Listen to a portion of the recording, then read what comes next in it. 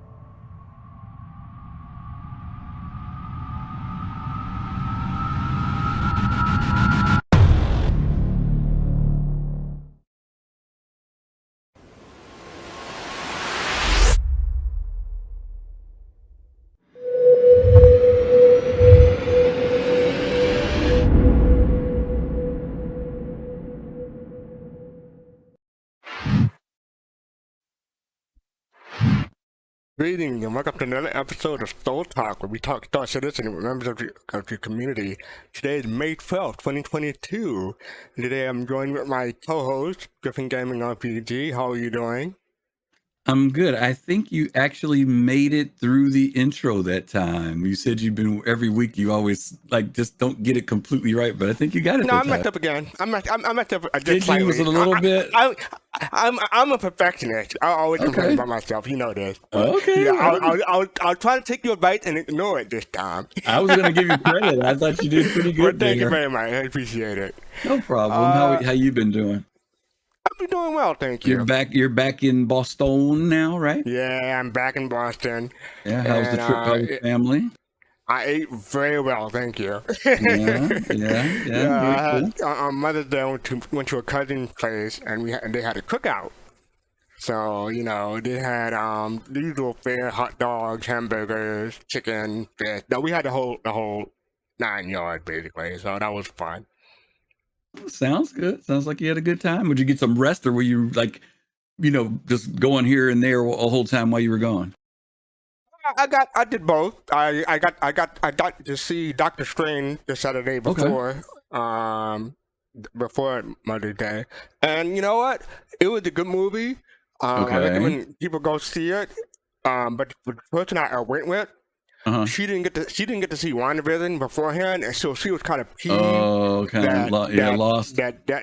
No, she wasn't really lost, but she was just peeved that they referenced a lot of WandaVision, and she hadn't seen WandaVision. So I got you.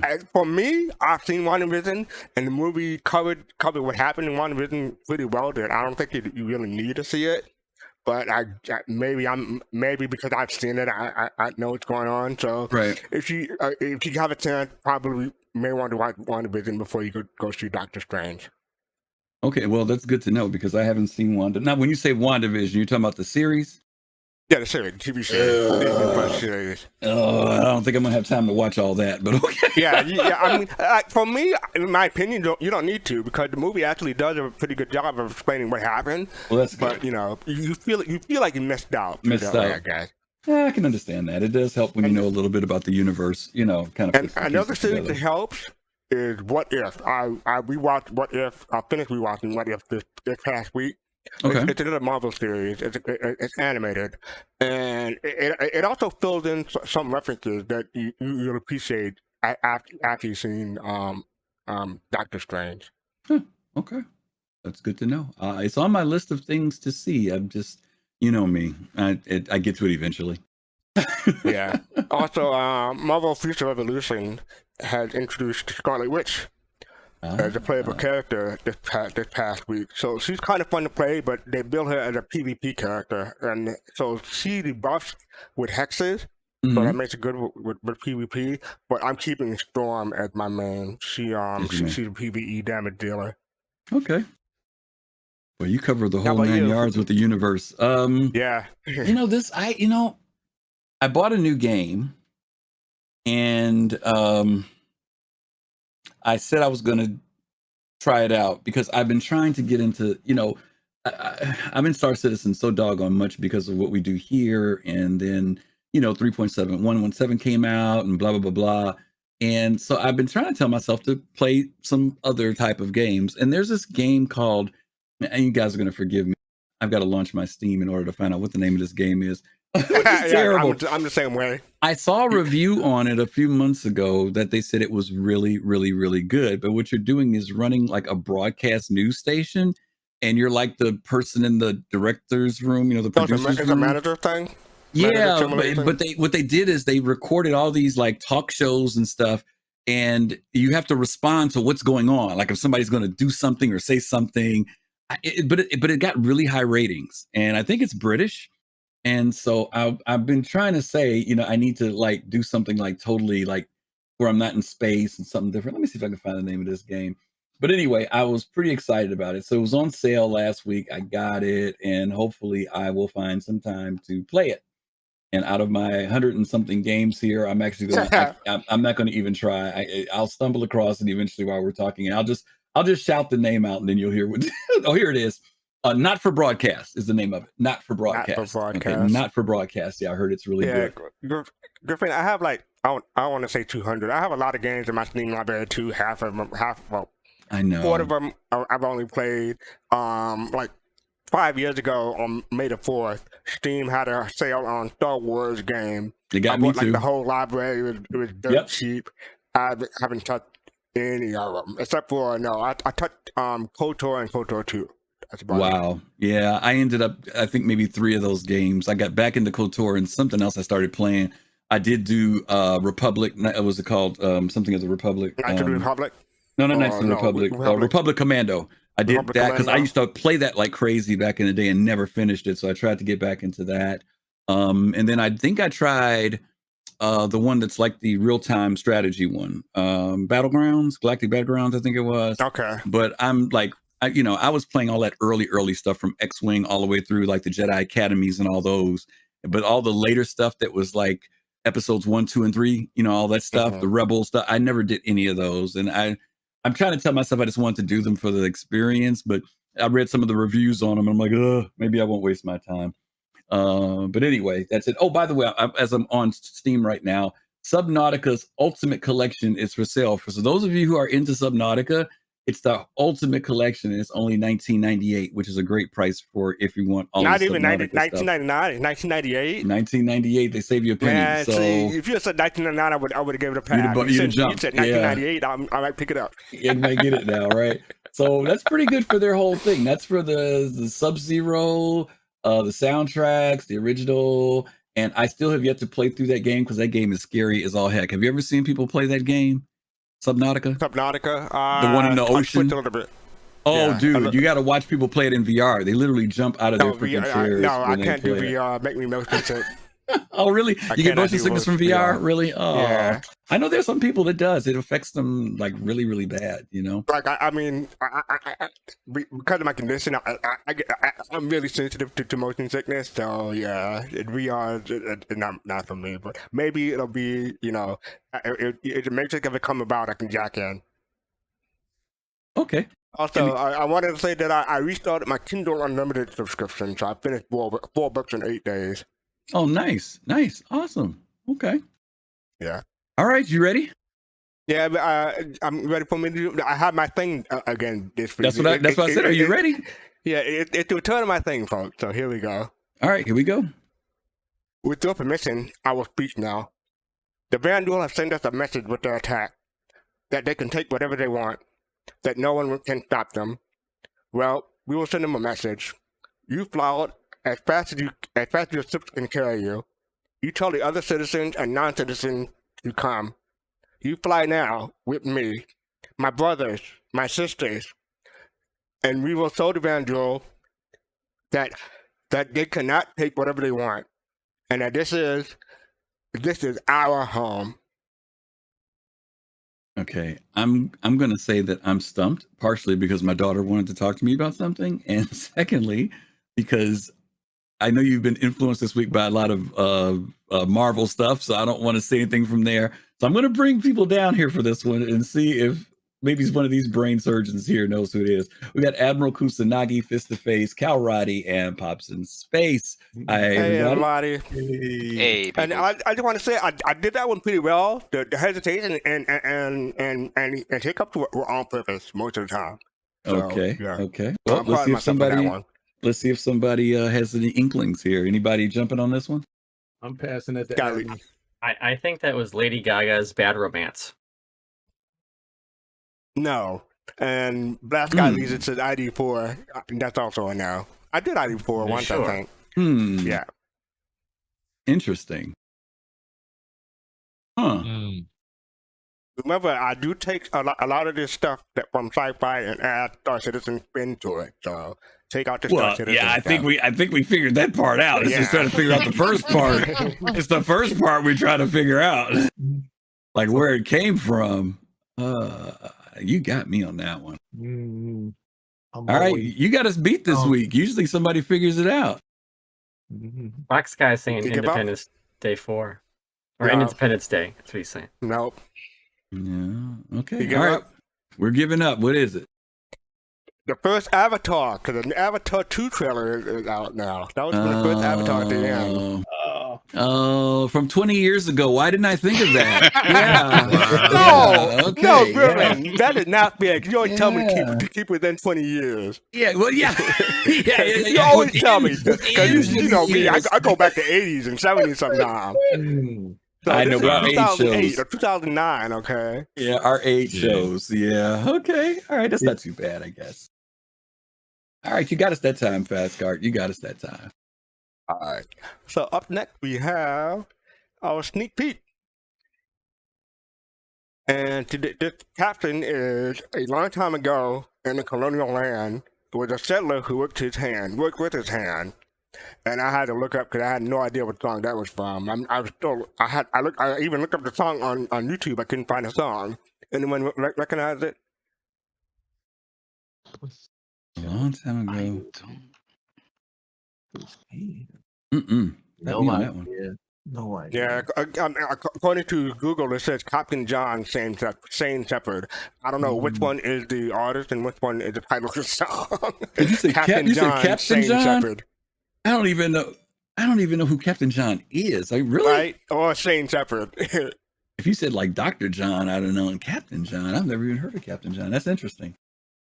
Okay. Anybody want to take a stab at what this is? Derelict. Oh, come on, guys. Come on. The Reclaimer. Yeah. What is it, already? The Reclaimer. Yeah, well. Yeah. I got to tell you guys, make sure you tune in this Saturday to Voices, because this is one of the topics that we picked because someone in Star Citizen Refunds made a comment about it. And great. I can't wait to tell you what they said. So, Tell me after the show. Can't wait to tell you what they said. Can't tell you. Can't wait to tell you what they said. Okay. So I mean, even the title of the file name gave no clue. So some people say the Reclaimer. I'm not sure if you're serious or not. It looks like another half to me.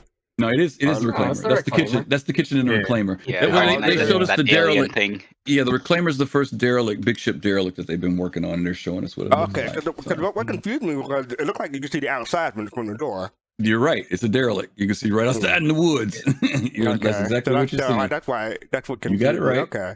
Yep, you got it right. I forget. I think it was Super Mac Brothers. I believe I'm 90% sure that's where I heard this from. Tyler and Jake were on Reddit, and they were having a little conversation. Yeah, the little back-to-back thing. A little back-to-back thing about derelicts.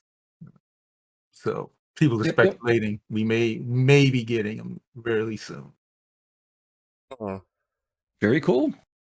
Cool. All right.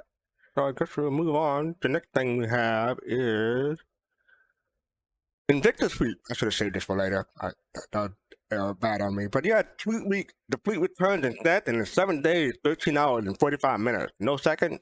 Same on your CID. I want my seconds in there next time, okay? So yeah, Fleet Week in 7 days. Who's excited? I am. I'm very excited. I'm very excited. I'm not. I'm not. Hide your wallet. That's exactly why I'm not excited. Hide your wallet. Yeah, it is. And there's a video coming up, and he says something that makes you think there's a lot of stuff coming up. So we'll see what happens. Tell yourself right here. Yeah, tell yourself that all ships are in game, Fist. That's all. You can just get it in game. You can get it in game. Psych myself out. There you go. You just repeat it. I'm playing the video right now without the audio. So yeah, Invictus Fleet Week. Evidently, when was it? I think it was on. Yeah, well, it'll be on ISC. But he mentioned that there will be at least one new ship. So yeah, definitely hide your wallet for that. Now they repeated this after last year. This is all except for the Scorpius there. I think most of this is just recycled. Yeah, video. From the first and second one. Not most of it, about maybe half of it. That first earlier stuff with the 999 is the walking, but the other shots, I don't know, Admiral, are they? You have the space ones when they jumped in. The one with the kid? That was from the first. Well, the parade stuff, I know the parade Yeah. stuff is, but the earlier stuff, I don't remember. But okay. All the space stuff I've seen before. No, the space stuff. Okay. And the kind of like the Like that military shot there, structure where the planes were, they were all going to take off. Those shots are new there. All those, look, because with the clouds and everything, that's new stuff there. No, that's all. That's like last year. If anything, that's a good tease. So Yeah. Remember they had the drones that was kind of in the air. All this stuff right here is. Okay. All right, one week to go.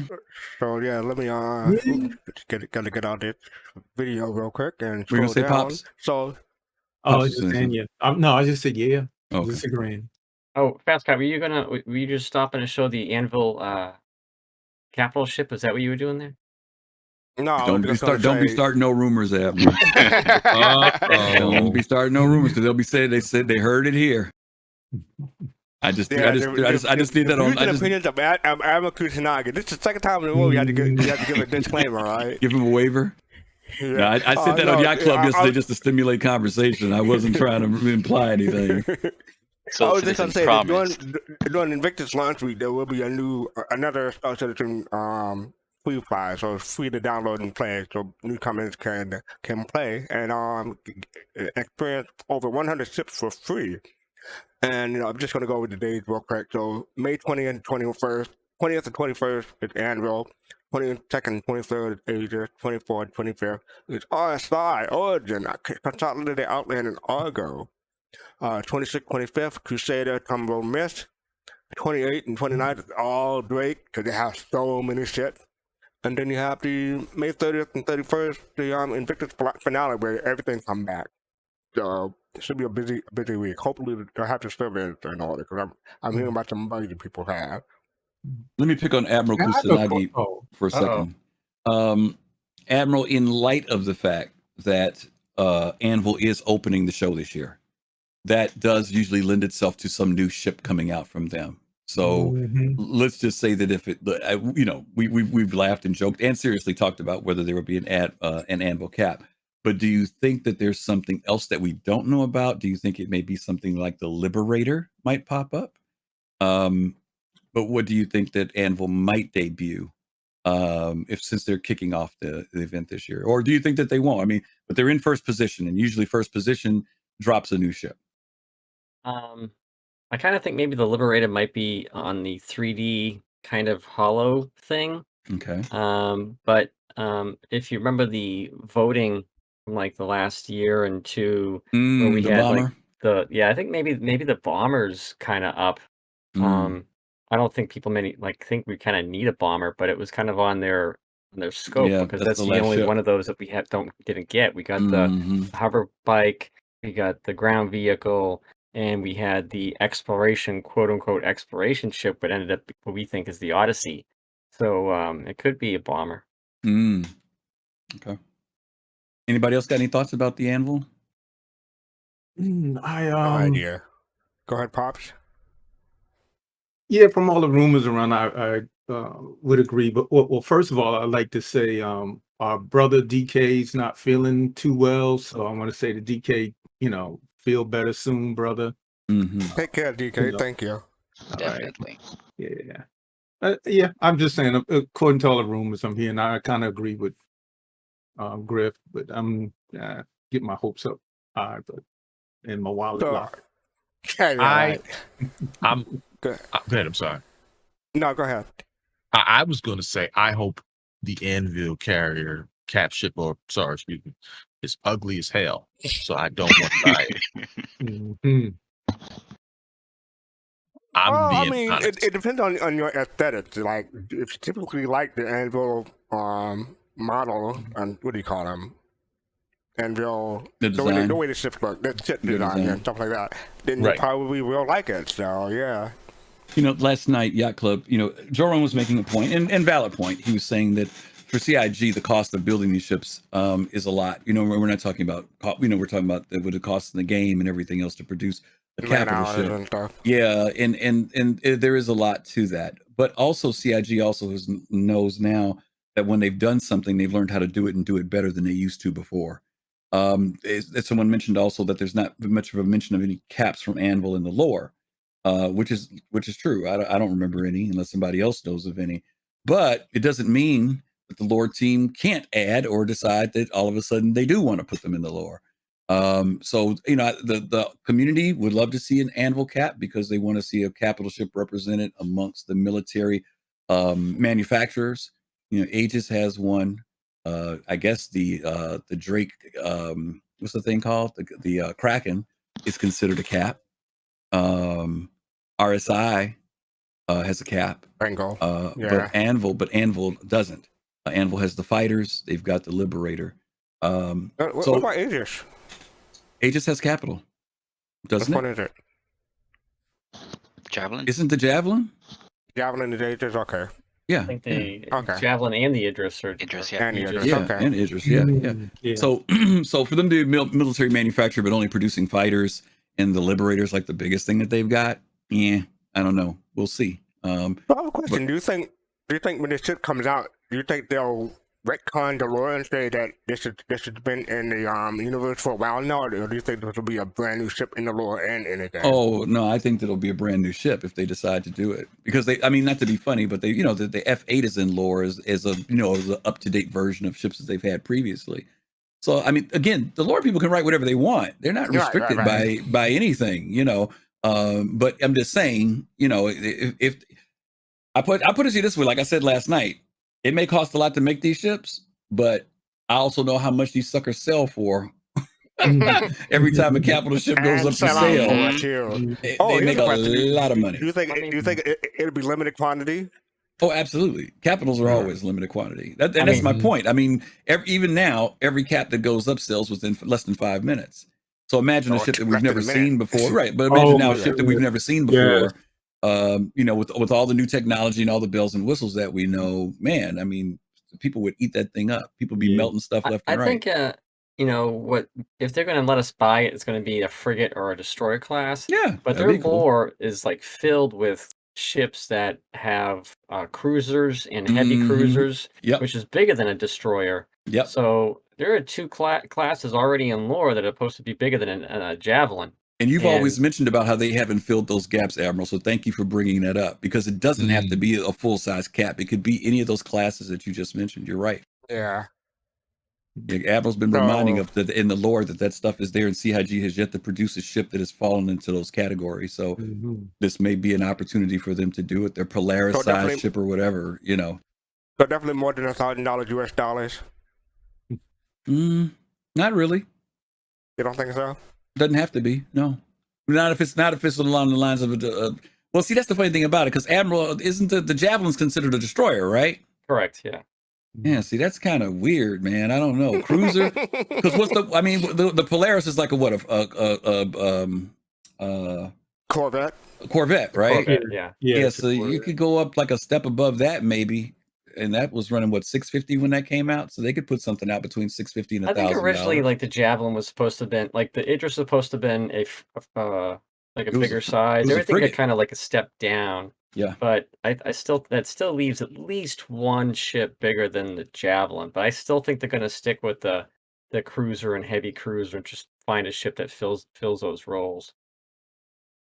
Yeah, interesting. Okay. And the other thing is, so we know at least there's going to be at least one new ship, but typically during Invictus there's two. So I think maybe according to the schedule that you see here, it may be a Drake ship because they have 2 days. But I don't know. There's no maybes about it. I guarantee you, the Corsair is going to be ready, and the Scorpius are going to be ready. For them to miss the window of opportunity to sell those ships as this thing right now would be crazy.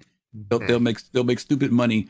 Even if they're just on the floor, they'll make dumb money on both those ships coming out. Go ahead. There's a lot of talk about the Drake mule coming down. And there was a lot of confusion from what I'm hearing in leaks and all that stuff that they were talking about SCU that it contained. But it seems like it could be like a cargo, like an actual, I think it's like a forklift. Or something like that. Yeah, they had a couple. Did you see that drawing, Admiral, that came out at one point? That big flatbed looking thing with all the I remember that. Yeah. But they're showing like a they were showing like the last thing I saw was a box, and they're saying that it might be in the box, so that would be like okay, like in a Connex or like a cargo container type of thing, like a big one. So and you open it up and you can drive it out. So I still think it's something to do with the cargo in some regard, because it's Drake. You get a lot of ships that deal with cargo. Yep. And driving it up there, and if you can, to help quicken up the cargo pace.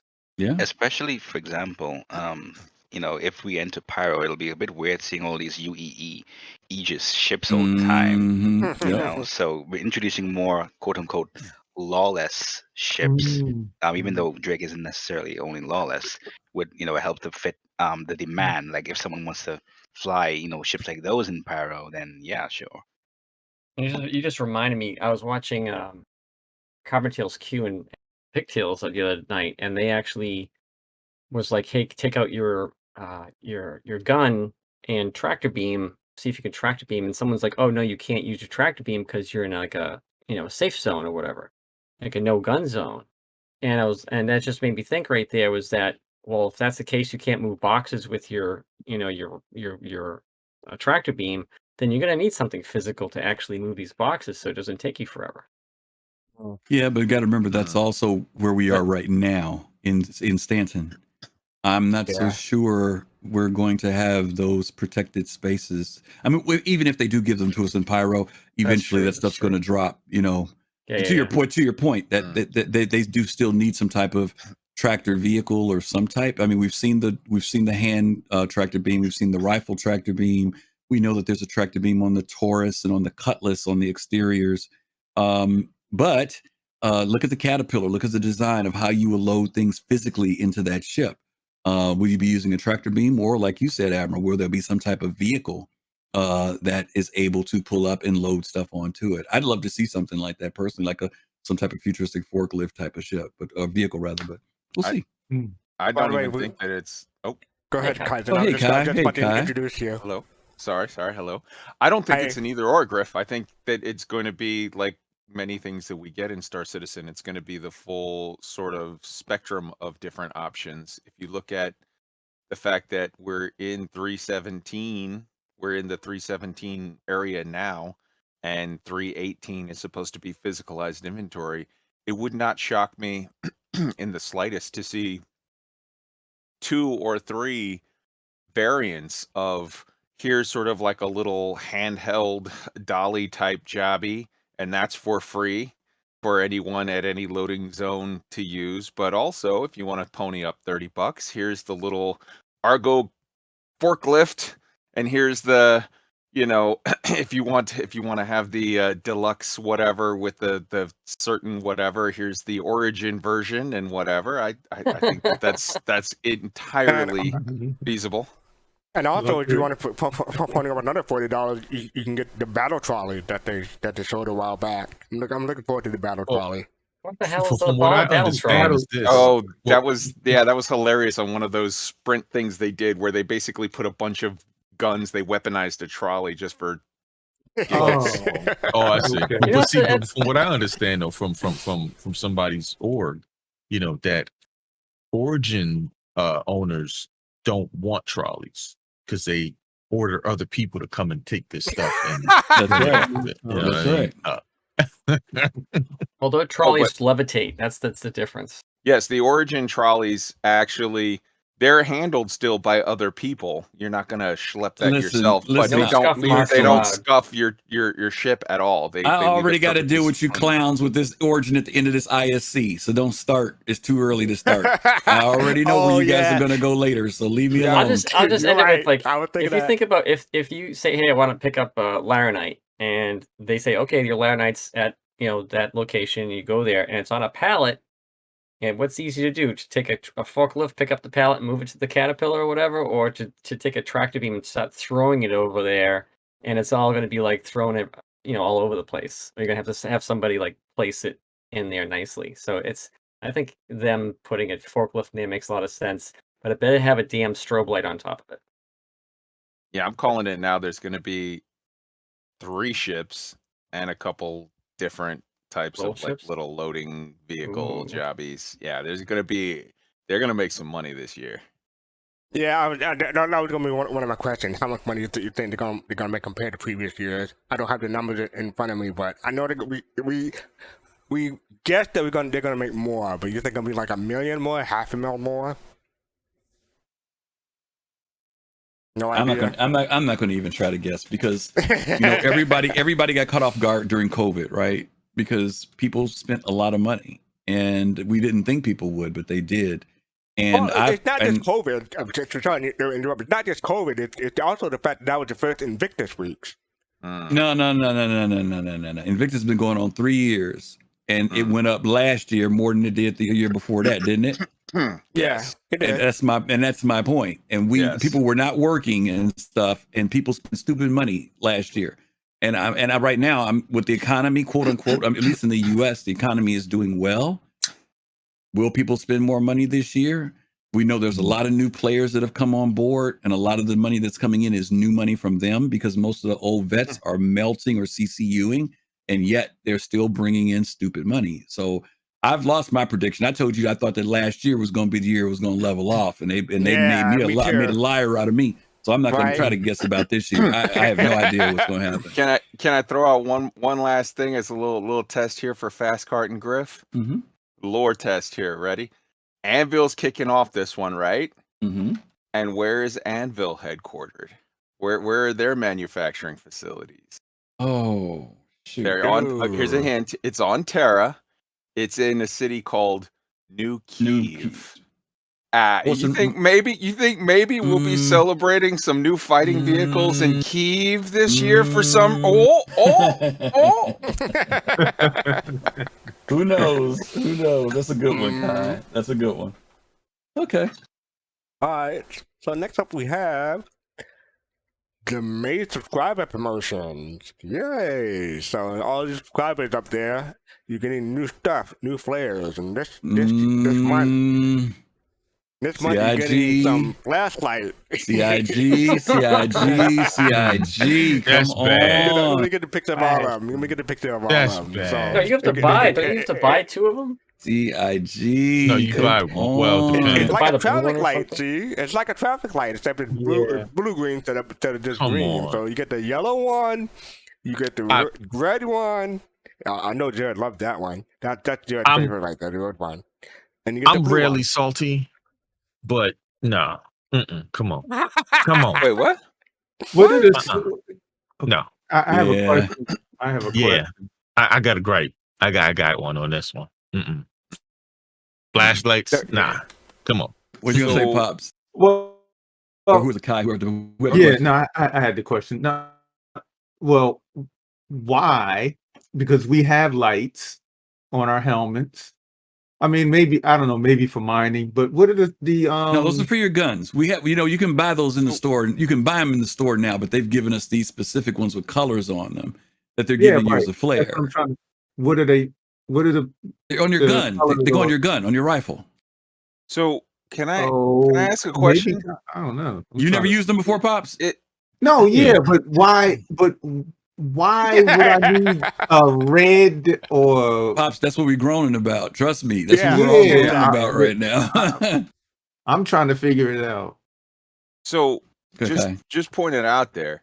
If you're dealing with a small squad and you're saying like, all right, everybody identify your people, identify your target or whatever. Now, is that because it looks to me like that's the kind of optics that you would throw like on a Picatinny or whatever. Is that a situation where that is maybe something that's viewable to you with like IR helmet and maybe not viewable to everyone else? Because if so, if I'm sitting there, me, Pops, and Fist are about ready to ambush Fastcart, Kusanagi, and kill Kalrati, and like, okay, we're literally like, my target is painted, his target is painted, his target is painted, and we know who's got what before we even make a sound, and then we, on 2 squawks, we open fire. That could be cool. That could be. I mean, yeah, because don't get me wrong.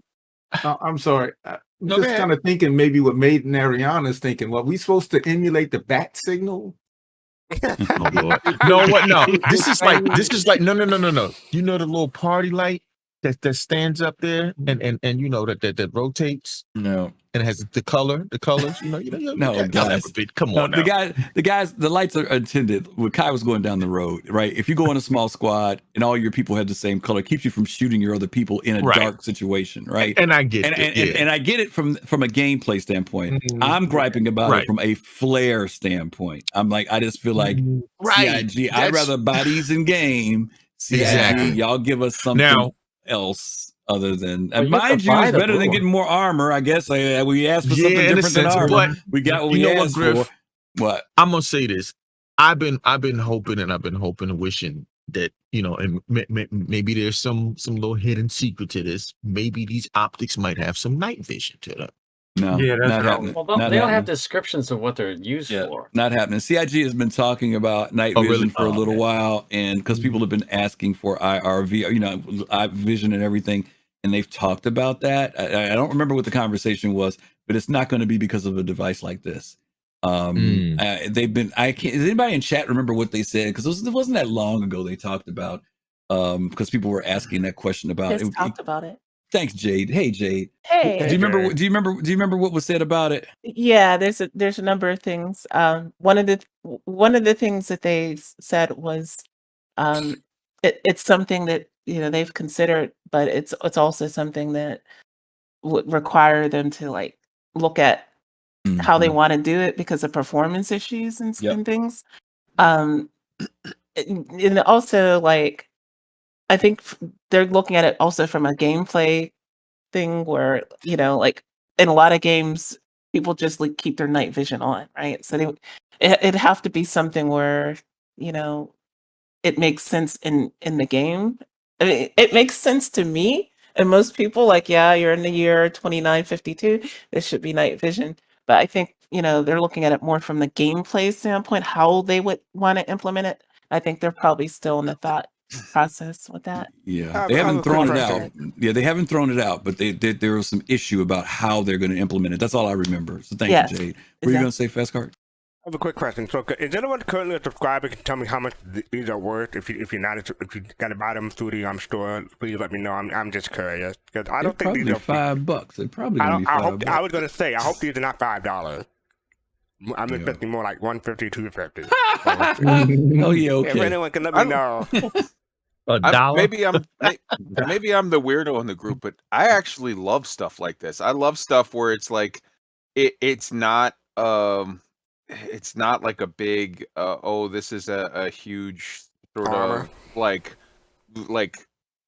power advancement as a player or whatever. It's just a nice little glam thing of like, this is my thing. I like paint jobs and little flair things that are just visual.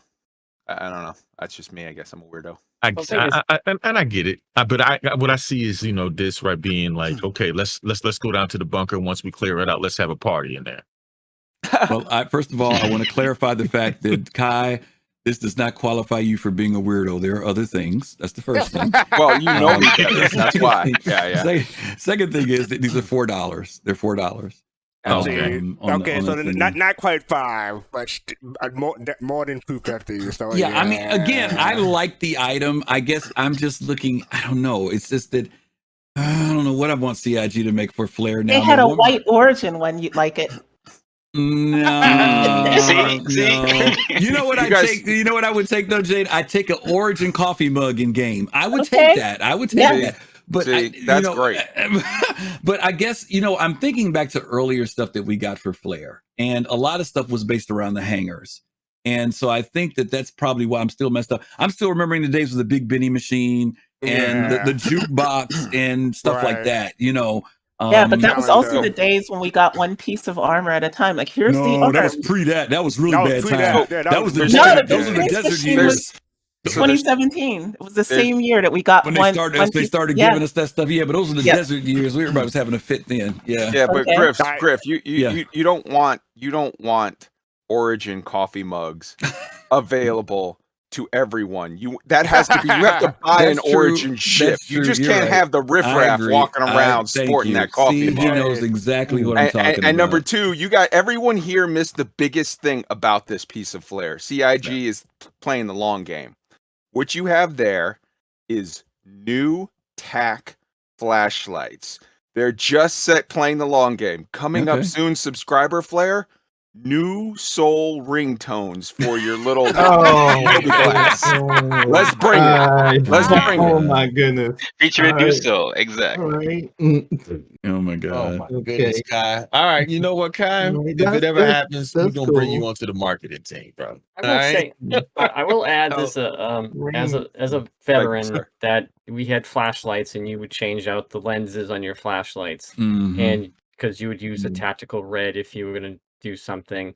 I was never a wartime vet, but that's what we'd actually have, and we'd have different color lights too, to depending on what you want to do.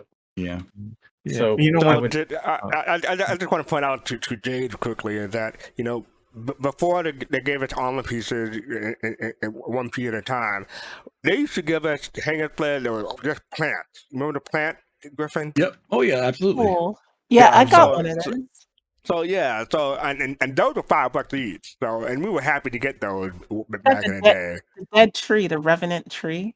Yeah, the Revenant tree. Yeah, right. Yeah. That was right at the beginning when I became a backer or a subscriber. Yeah. If anything, I'll be quick. So, if anything, I think that who knows, we may be getting those things eventually again. But when things become more persistent, like persistent habs and persistent hangers, to really market the distribution and usage of these things, because who knows, maybe when we get those, we don't have to get personalized hangers just yet. But if we get persistent habs and persistent hangers, and they give us the ability to actually use flair, that will be a perfect time to start marketing, the hanger flair some more. Yeah. I would take someone new joining us. We got J2 joining us. How you doing, J2? Oh, hey J2. Hey everybody, thanks. Okay, I'll tell you what I will take real quick. And I'm sorry, J2, I'm just real fast.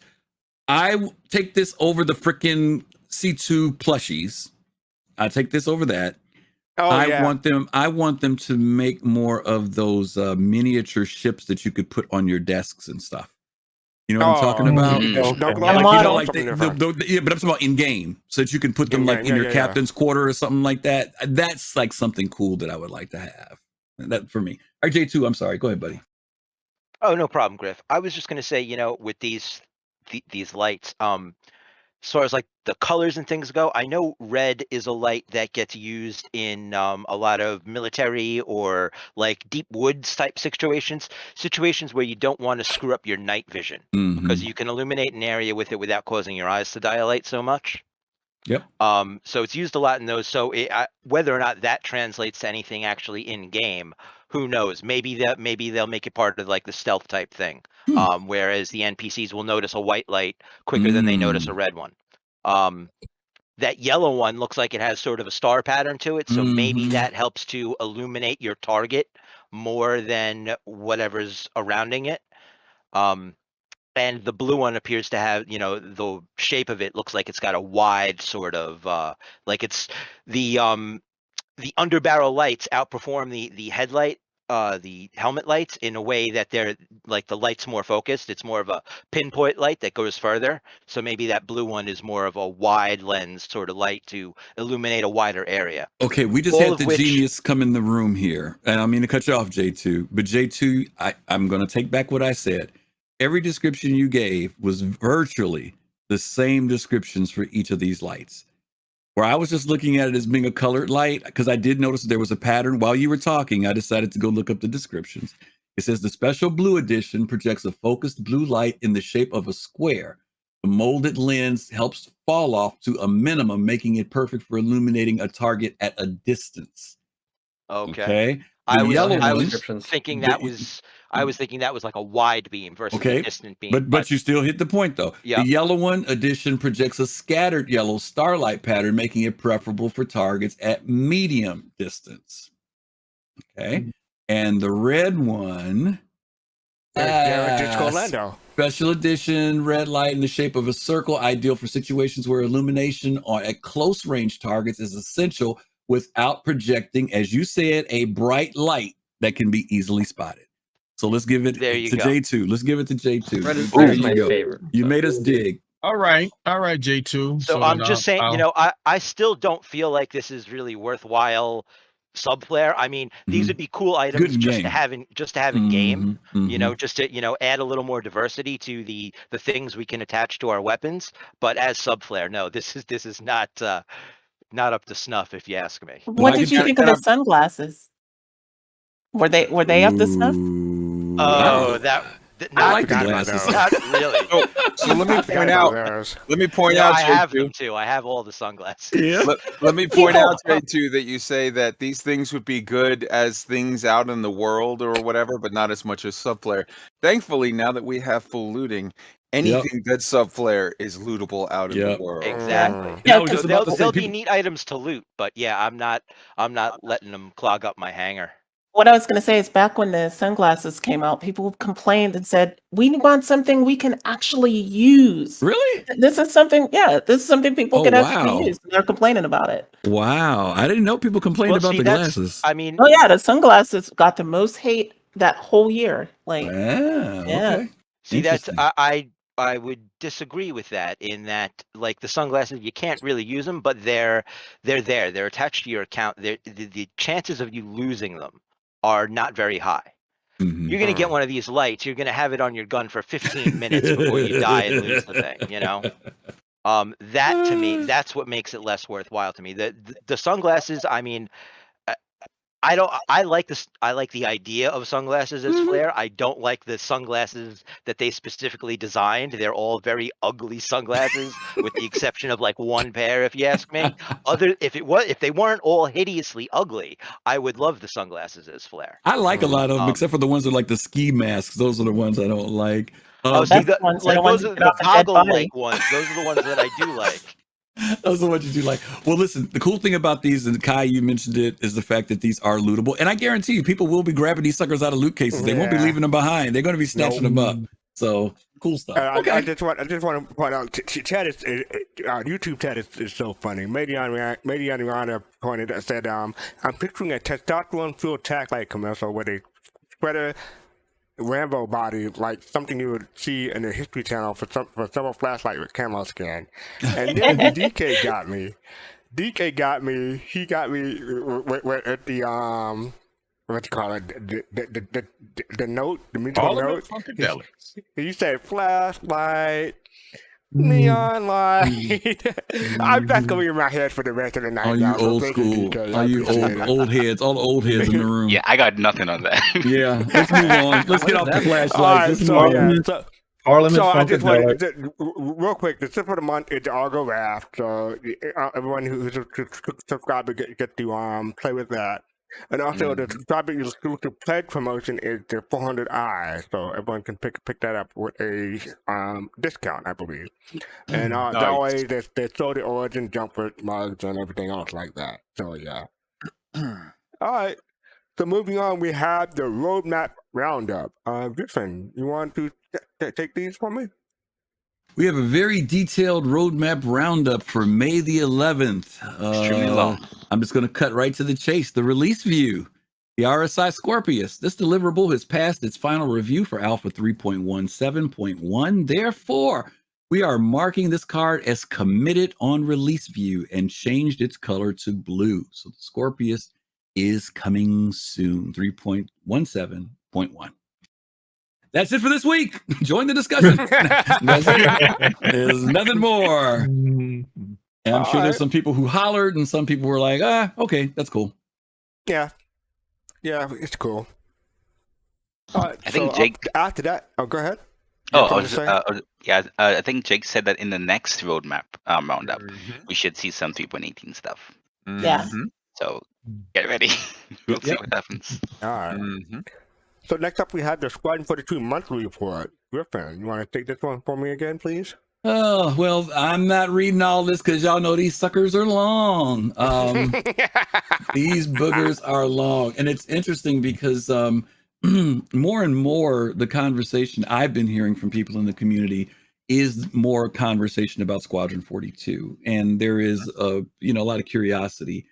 Even though this monthly report comes out every month detailing what they're working on, there is starting to become a buzz again. And it was kind of quiet last year, but I think this year people are kind of wondering, will we see something about Squadron 42? I'm not talking about like a vertical slice or anything like that, but something along the lines of some hint to the release of the game. And I think I'm definitely curious to see if CIG does that this year. There's a lot of stuff here. I'm just going to leave it open to the floor because I read through this, but there's nothing in particular I want to push about it because it's still them working on particularly AI. As you guys know, I don't know if anybody wants to highlight anything that they saw that was in here, but if you haven't read it, take a look at it. But as always, CIG has a lot of stuff here. I found that from certain areas of the community that want to be as sort of snarky and crappy, I edited myself there, as possible to, thank you, appreciate it. To CIG. The big thing is, oh my God, ruffled the bed sheets. Oh. And it's like, okay, enjoy this. Enjoy your last little bit of being able to sort of, poke fun at and whatever and be a snarky, uncharitable person. Yeah. Because I honestly believe, despite the doubts of some, that SitCon this year, there's going to be a major Squadron 42 sort of announcement, and in the not too distant future, we're going to have big movement on that. And so go ahead, be snarky, be whatever, but the fact of the matter remains, when it launches and when it's a huge success, all of it's going to be out there, and everybody all of a sudden is going to have amnesia about the couple of years of them being really, really crappy about it, and they're going to be like, "This is amazing," and I've never said anything about it. Why do you think this year is the year? Why do you think this will be the year that they'll? Because I honestly believe that Squadron 42 is going to be released somewhere between Christmas this year and summer next year, and I think this is SitCon this year is their sort of, because SitCon next year is too late. SitCon this year is when they're gonna say, like, they're gonna show off a teaser. Too late if it doesn't come out until next year, like end of next year. No, actually, I think you're wrong. That is too late because no, I mean, if it comes out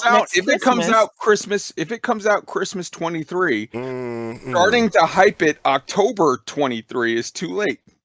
Okay, all right. I'll toss in. Yeah, I'll toss in, and I've said this before on the show. I think that next year is going to be. It'll either be the announcement of the release, like they'll put out a date, like saying coming third quarter 2023 or fourth quarter 2023. I think that there are other things that they have to take care of industry wise, all of the different industry events and everything else leading up to it. I think for the community, it would be for the community's sake to announce something this year. I'm not saying a date, but just giving us something is needed because this is our 10th year, quote unquote, from Kickstarter. It would be a good time for them to do it at that point. But that's kind of where I am with the development, but I am feeling it's fairly imminent. There's still the beta aspect of it that has to take place. That hasn't, we haven't heard anything about that. And we know it's going to be a very closed beta. So I think that, Kai, to your point, I say next year I wouldn't go to summer. For me, I'm like Jade a little bit more, like maybe they could do it for Christmas of next year. Maybe. And I'm really hoping that CIG, when they market this, that they market it in a much different way. As you guys heard me say this before, I want to go to the theaters and see, on the screen, the commercial for Star Citizen. That's where I would love to see it, on that level of marketing. Yeah. There's like 19 Avatar movies coming out in the next 5 years. So I think there's plenty of time to pack a Squadron 42 trailer onto like Fern Gully in space. Yeah. But like for sure, like I agree with you. Maybe next summer, if not, maybe next Christmas, but in that range. And like Jared didn't move to England for nothing. There's gonna be stuff coming soon of like there's a marketing ramp up, and it's not gonna be, hey, we're marketing it now for release next month. It's going to be a 3 to 6 to 9 month marketing like ramp up that has like, you know, part 1, part 2, all the way up to like a part 24 plan. And I think that SitCon this year is the ideal kickoff for it. Spot for step 1. Yeah, that's all. Okay. And I just want to put my 2 cents in. I think Griffin Gaming and let's see, Skyscraper Studio, they both stole a thought that I have. If they don't announce like some kind of quarter for release date or something like that, they'll announce a beta or a closed beta or open beta even. So I think that's more likely than giving us a firm date for the game. That's my opinion. I don't think they'd announce a closed beta because it's like telling this community, "Hey, we're testing something you all want."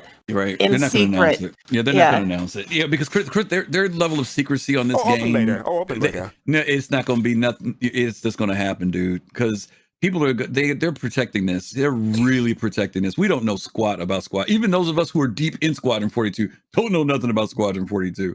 So they'll do a beta. I like that. But that's the way. I think that's the way it's going to stay. You know, and I know we all want to hear something about it, but I think like Kai said, I think it'll be more about the, coming third quarter 2023 rather, or something like that. So like literally all of the money that came from the Calders, if you look at it's all advertising. It was literally listed as marketing for Squadron 42 Star Citizen. That's a large amount of money that's just for the marketing campaign. That campaign, and say what you want about my beloved Sandy Roberts. I think she's awesome. I love that chick. I think she is brilliant. And for anybody who's like, "Oh, nepotism," okay, sure, nepotism to hand over marketing to the person who's literally headed up the project that brought in more money than anything since the United States military started handing out money, whatever. But the thing is like, they're you can criticize CIG for anything you want. You cannot criticize them for being pretty savvy in their marketing. These guys are not going to drop Squadron 42 in some haphazard, like, we're weird and funky and indie way. They're going to do it smart. And it's going to be a decent size campaign of like a ramp up over a series of months. So if you think Squadron 42 is dropping next year, you got to think that it's going to have a massive marketing push over several months. All right, you just gave me a fantasy of CIG dropping information about Squadron 42 the same way Devolver does during their video game award. Can you imagine Sandy Roberts being like one of those characters? I would love to see that. The other thing is, you mentioned about people having amnesia when Squadron 42 coming out. In comparison to when they thought the game was a scam. I'm going to be that guy and say, you remember when you thought this? I'm going to be so like that to all those people who all of us should be. All of us should be. All of us should be, because everyone right now that has been enjoying the last 2 to 3 years of joking at the expense of CIG needs to have it brought up to their face when these things actually launch and say, hey, look at that. It turns out when you give a boatload of money to people who are committed deeply to a project and are not just looking to like sell out in the standard Activision, Blizzard, whatever way of like, hey, look at that. They actually did something. Because everybody laughed at Elon Musk on his idea of reusable rockets. And then guess what? He made it happen and he's the richest man on the planet. Other than the difference though is it's a video game, and as we see with the gamers, they will find every bug in Squadron 42. They'll shift the goalpost. It won't be Squadron 42 never came out. It'll be, look at all the bugs. That's what it'll be. Well, there will be a lot. can I sneak in here before we drift J2. too far off out there? To go back first to address bed sheets. Okay, bed sheets. Stupid, ridiculous feature. Adds nothing to the freaking gameplay. Its addition to any immersion is negligible. What it does bring is the cloth deformation tech, which could add something to the game later on. But people don't see that. And CIG should know that. Bringing up bed sheets now at this juncture was a ridiculously dumb decision. They put up a giant neon sign. You want to know what they're working sign on to the world that says everybody here's come the meet problem. us. How do you know they're not there yet? That's what they're working Wait, on. slow down, slow down. J2, I've heard that argument, and let me tell you what the negative to that is. The same people who say that are the same people who say there's not enough transparency. Yeah. All the different departments are is reporting what they're working on. And I get what you're saying. It may seem trivial, just like when the bartender came out, that seemed trivial. When the barista came out, that seemed trivial. Because half these, I'm going to say idiots, but I'll say it. Half these idiots don't understand what game development and design is about. And they don't understand that one thing is connected to something else. There's nothing that stands as a sole island when it comes to development. Now, when they watch the game and they're playing it, and they're watching the NPCs movement and they see it, their jaws are going to hit the ground, but they're not going to connect it to the fact that it was because they were working on deformation, as you mentioned it. Our gamers need to be more mature. They find the worst hills to fight over instead of worrying about other stuff. Well, see, and they decide to pick this as the argument of all the things that they want to argue about. But ask me this, do any of these people go play something else and walk away? No, they still sit here in the same game because something happens that they don't want to see. Now, guess what? When stuff got pulled back on the roadmap, they all whined. When they took stuff away, they all became babies and went off about, oh, you changed the stuff because those same people were talking about how CIG was lying, how they weren't delivering, blah, blah, blah, blah, blah, blah, blah. You've been there, you know what I'm talking about, right? Okay. So you can't satisfy these jokers. You can't satisfy. Why are there some people that get upset and some people who look at it and say, okay. So two things. Number one, Griffin, testify. Number two, with regard to I honestly think that CIG, as we've stated all, there's some crafty dudes. I think maybe they put out a thing knowing, trolling, as GoMab says in the chat, that certain people are going to pick it up and are going to harp on it. And you know what? All that does is throw out into the ether more people having sort of, Star Citizen got mentioned, Squadron 42 got mentioned. It's just, these guys are not idiots when it comes to marketing. They kind of have some clues.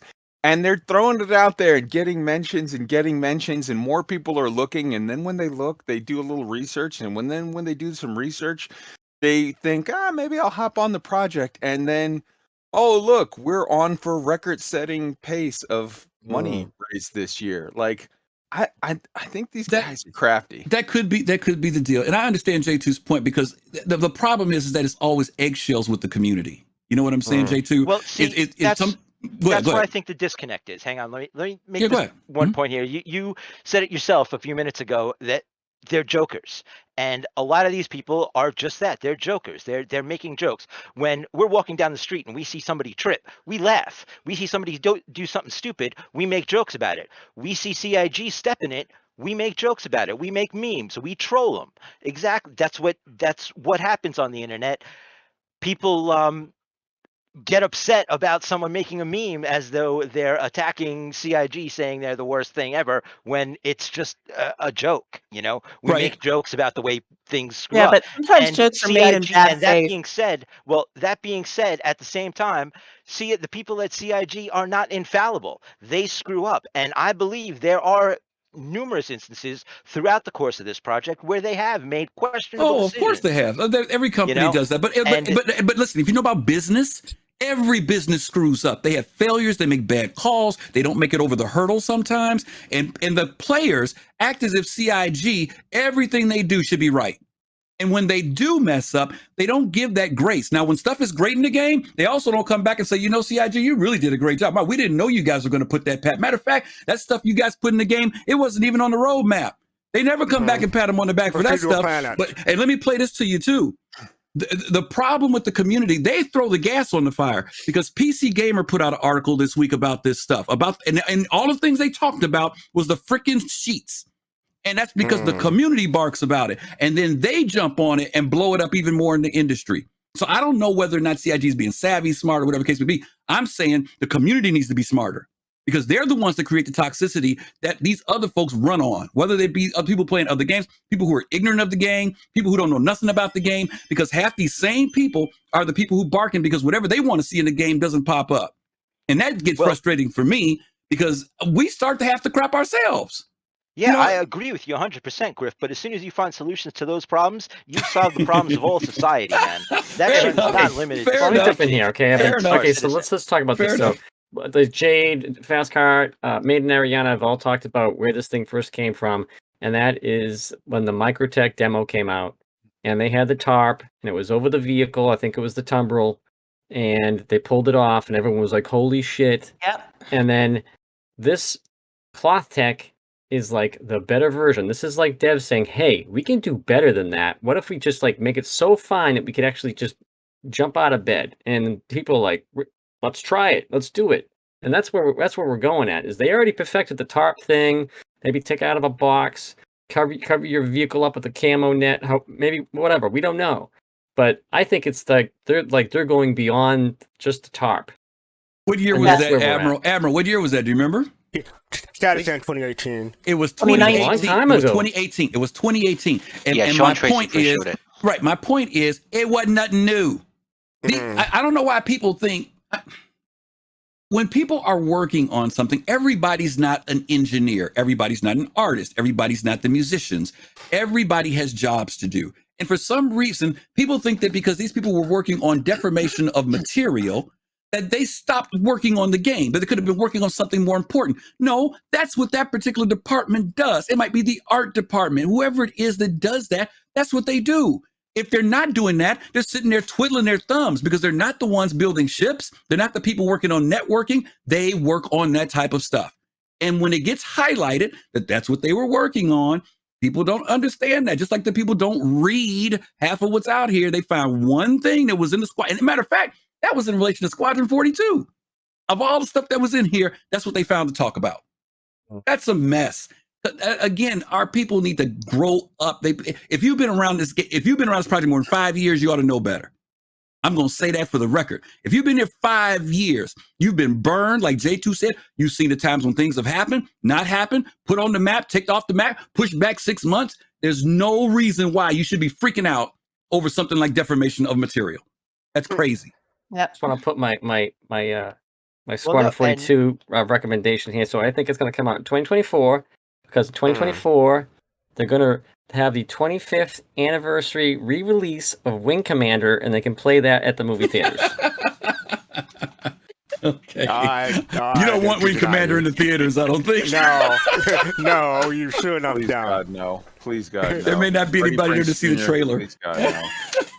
All right, so that was a lively discussion and pretty good discussion. It's a good discussion. I have some stuff I wanted to add to it, but I think I'm going to hold my tongue for later. Yeah, because we're running late. We got a really good machinima for y'all to see tonight. We're running late. Okay. Yeah, exactly. So we're going to start on Inside Star Citizen. This is 9 minutes long. Normally I'll break it up in 2 parts, but I'm going to let this thing run whole. So here we go. Inside Star Citizen.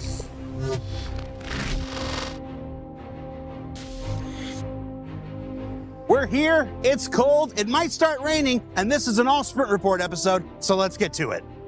Last Sprint Report, we showed some of the earliest work the AI team was doing to make the landings of AI pilots more realistic and natural, and less, direct and unvaried. So let's check in again this week on more of their continued, still work in progress. You can see here a focus on new, safe procedural spline generation, which uses an iterative process to apply repulsive and spring forces to each control point based on the various signed distance fields in the area. The white line seen here is the original direct flight path, and the Scion is what's being generated automatically by this new AI process.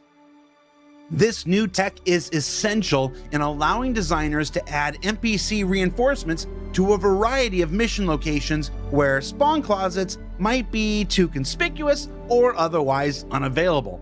And it should add an exciting element of added danger and variation to missions throughout the persistent universe, enabling new mission types and alternate outcomes to existing ones when player action or inaction can cause a good situation to go bad or an already intense one to get even worse. And beyond just AI reinforcements to the situation, these kinds of NPC landings and takeoffs are an exciting step forward in building a more immersive universe with ship traffic coming and going from the various landing zones, points of interest, space stations, and beyond. It's been on the wish list for a while, and it's exciting to me to see this tech beginning to realize its full potential. And in additional AI immersion news, work is also being done to randomize non-hero NPC movement speeds, which you can see here. Just another way the team is working to create a believable environment of characters in Squadron 42 and the persistent universe. That one in the middle looks based on me. We've also got an update on AI collision avoidance tech we showed before, making AI even more polite by now being able to detect conversations going on between players and characters and avoid passing between them, which is nice. And then there's this new AI interaction that doesn't really need to be explained, does it? So yum, so wow. Switching over to PU characters for a bit, the team continues to concept out additional looks for their Frontier clothing line, pushing for greater variety while still maintaining a recognizable theme throughout. These paper doll displays were made with a focus on utility and a read for survival out in the wilderness. And you can see here variants for more extreme environments with these potential cold weather options. We also have this look at some non-hero assets being explored for minor NPCs and the like, with the addition of overalls, vests, and something I think we could use a little bit more of in the persistent universe, and in real life in general, ponchos. Yeah, let's roll with some more ponchos. Of course, this is your regular reminder that concepts are an exploration of ideas, and showing them is not an acknowledgement or commitment that any of these will arrive in-game. We create these to discover the things that we like and don't like. Also, Ian is really good at FPS combat. That doesn't really apply to anything, he just wants more folks to know. Members of the Planet Content and EU Sandbox teams recently started a sprint exploring new cave archetypes and entrances beyond the rocky ones that we currently have, as you can see here with this early gray box look at a sand type of cave currently being explored.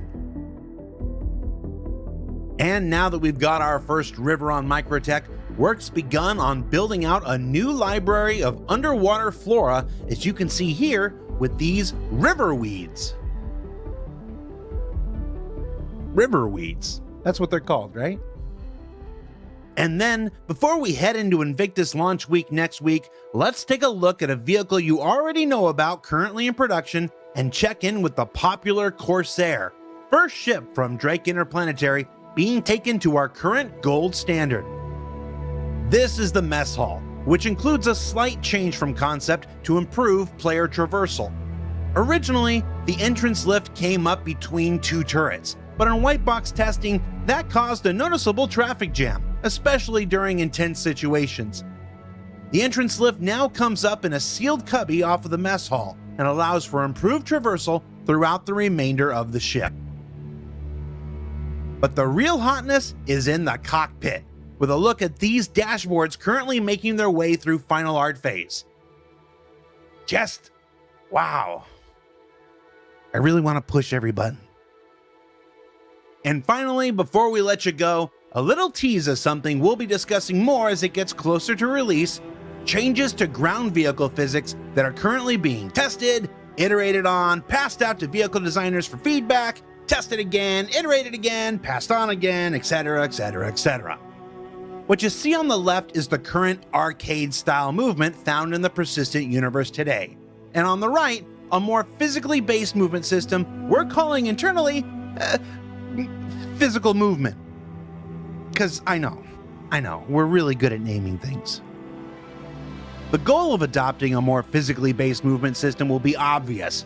We want our vehicles to behave more like we'd expect them to, and that means getting a more natural vehicle response from the environment without the gliding that's currently caused by the arcade simulation on the left. This physics work would also extend to going up enormous hills. Like you can see on the left with arcade, you can currently stop and maintain traction, which is neat for looking at sunsets, sure, but in a physically based system, you'll need to consider the speed, momentum, and the actual path you take just a little more carefully. This change is also going to affect the way ground vehicles do just about everything, including fall tremendous distances as well. You can see on the left here, the arcade model, it tends to correct the Ursa the entire way down, but the physically based model is a bit less forgiving.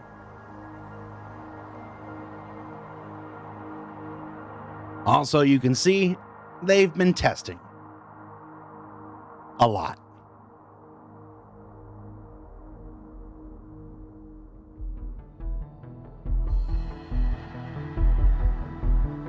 And I know I said finally for the physics thing, but maybe we can squeeze one more teaser in this week, huh?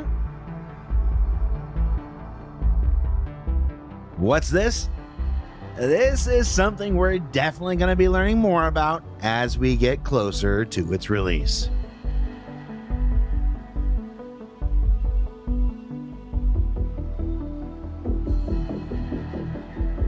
It's a new kind of pew-pew. So cool.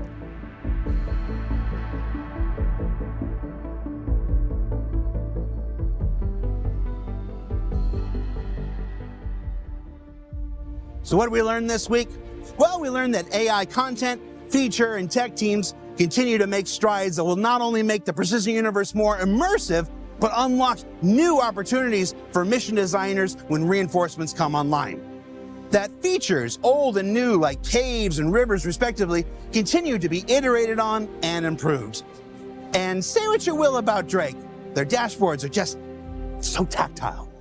Now, don't forget that Invictus launch week begins next week, and over the next 2 weeks, we'll be right back here learning more about all the new vehicles making their debut at this year's event. For Inside Star Citizen, I'm Jared Huckabee. This is the new Manchester office still under construction, and we'll see you all here next week.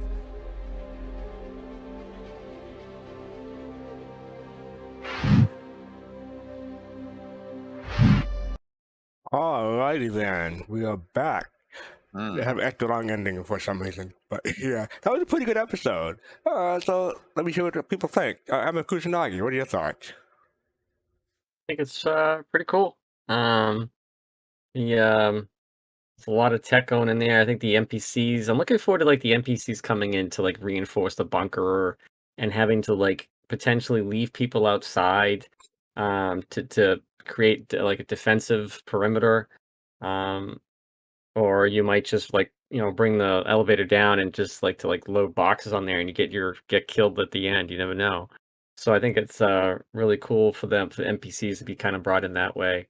And just to kind of like fill up the game.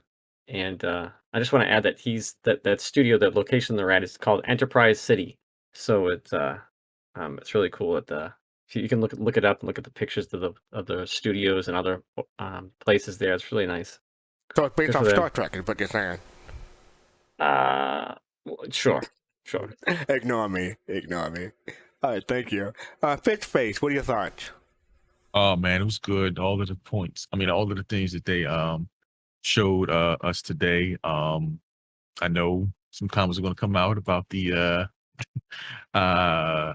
salvaging of the 890. I won't start nothing too much on that. I got an answer for that. Don't worry. I got, if you notice, whenever they set something on fire or try to tear it up, it's always an origin, right? Because they are built best. That's because they're built best. Tried, tested, and true, right? That's all it is. They're built best. They did this. Hey, listen, I get it. It was the 600i they did with the fire, and now they're doing this with the 890. So that makes sense. Just wait, Griff. I got your back. Just wait. I get it. And you know, I mean, it's always a pleasure to see them do these things with luxurious ships. But no, I'm just playing. But no, everything that I saw today in this ISC was good. You know, towards the development of the game, and that's my take. All right, thank you. J2, what are your thoughts? Oh, I'm not sure you really want to ask me that, fastcart. We want all sides, J2. Go ahead. Well, no, this is cool. I like what they're doing with the AI. I mean, the walking speeds that'll make things seem more alive, add to immersion. I'm all for that stuff. Corsair's looking great. This thing with the spline landings, that's the one that's kind of got me thinking. It reminds me of we first saw this introduced. They first started talking about this, if I remember correctly, 2 years ago at 2018 CitizenCon, or I'm sorry, 2018, not more than 2 years, 4 years ago. Right. Yeah. 2018 CitizenCon, if I remember correctly, and during the presentation, they were showing off the NPCs flying ships and landing, and they got to the point where the NPC ship had landed, and there were a bunch of NPCs deboarding the ship, getting off, and Todd Pappy was up there doing the presentation, and he's talking about this, and he's trying to show the audience like how cool, he's talking about how cool this tech is, that they're now able to get these guys to recognize the different physics grids and move off and on to ships and all this sort of stuff. And Chris Roberts stepped up and just totally stepped all over what Pappy was saying and just sort of made him shut up, and made Glenn zoom in and showcase the fact that we could see characters' breath. And it's just like, it's so cool. We can see, you can see your breath. It's cold out there on Microtech, And it was just like, that's CIG development in a nutshell for me. That they can do both things at the same time? That you got a lot of cool people trying to do a lot of cool shit that are getting mired in ridiculous crap. Why is it ridiculous that you could see somebody's breath if it's that cold? It's not ridiculous. It's something that you'd expect to see. It's unnecessary, and That's not necessary. Well, okay. It's about creating a believable universe, right? Let me rephrase. It was unnecessary to showcase at that point in time when Pappy was already showing off something that was much cooler and had a much larger effect on the game. Much cooler to you. To you. Had a much, okay, all right, I'll give you that one, opinion. Had a much larger people effect find on the different game. things cool, right? Yeah. Like, I thought it was cool that I could see the breath, We hadn't had that yet. To me, it's not as cool as gameplay, though. But that wasn't gameplay. Watching NPCs get off the ship. Things that would lead to gameplay. It was more impressive tech, if you ask me. So it's breath, I because that was think after this is a great- I think system it's a great segue. they were updating. That was gameplay, so that you could see that you were cold. I think it's a Why do I great segue care? to Jay to you don't want to Why do freeze. you care? Because you don't want to freeze. I mean, they have cold suits, and I mean, everything is around heat or cold now. I mean, so they're just kind of like here's the equilibrium. There are people who are looking for the game mechanics of gameplay, just like there are people who are looking at every square inch of the universe, and both of us have got to figure out how do we coexist. Both are important, because if we have a beautiful world without any good gameplay, it's going to die real fast. At the same time, if we have gameplay and don't have the immersiveness of the world, we're going to play this and be gone in a year. So both sides have to exist, gang. There's no right or wrong to both, but Agreed. you got to appreciate both sides of it, right? I mean, and understand that certain people are looking for certain things from the game. And I get it. I know I get frustrated, but I've told you guys this. I'm an old geezer that's been playing every type of game there is since before the freaking TRS-80. By the way, the guy who wrote the PC Gamer article is my age. And he gave his background that he was back playing the old Radio Shack TRS-80. I was surprised, and I think someone said it in the chat, that whole thing was done for clickbait. It wasn't genuine in the sense of evaluating the development of the game, but it was an opportunity to find something to jump on to complain about. And I'm only saying that because we all have to kind of be careful that we don't pigeonhole what other people are coming to the Star Citizen universe for. Some of us are coming to the universe because we literally want to live in the verse. There's some people who could care less about the verse. They want to play Squadron 42, you know. And more to Griffin's point, a while back, on CIG used to put out videos almost every day of the week, like business day, 5 days of the week. And, you know, some people like me didn't give a crap, or I should put it that way, could care less about bug mashers, but I cared a whole lot about lawmakers got to the galaxy. And so just because something doesn't tickle your fancy doesn't mean that it's not worth putting out there for other people who might enjoy that kind of thing. Yeah, that's why I said, go ahead, Admiral. I was just gonna say, like, I'm from Massachusetts, and I'm in my 40s now. And in the winter, I go outside and I look up in the sky and I blow my breath when it's a nice winter day, and I just, you know, I go ha ha, and it's just something that you expect in winter.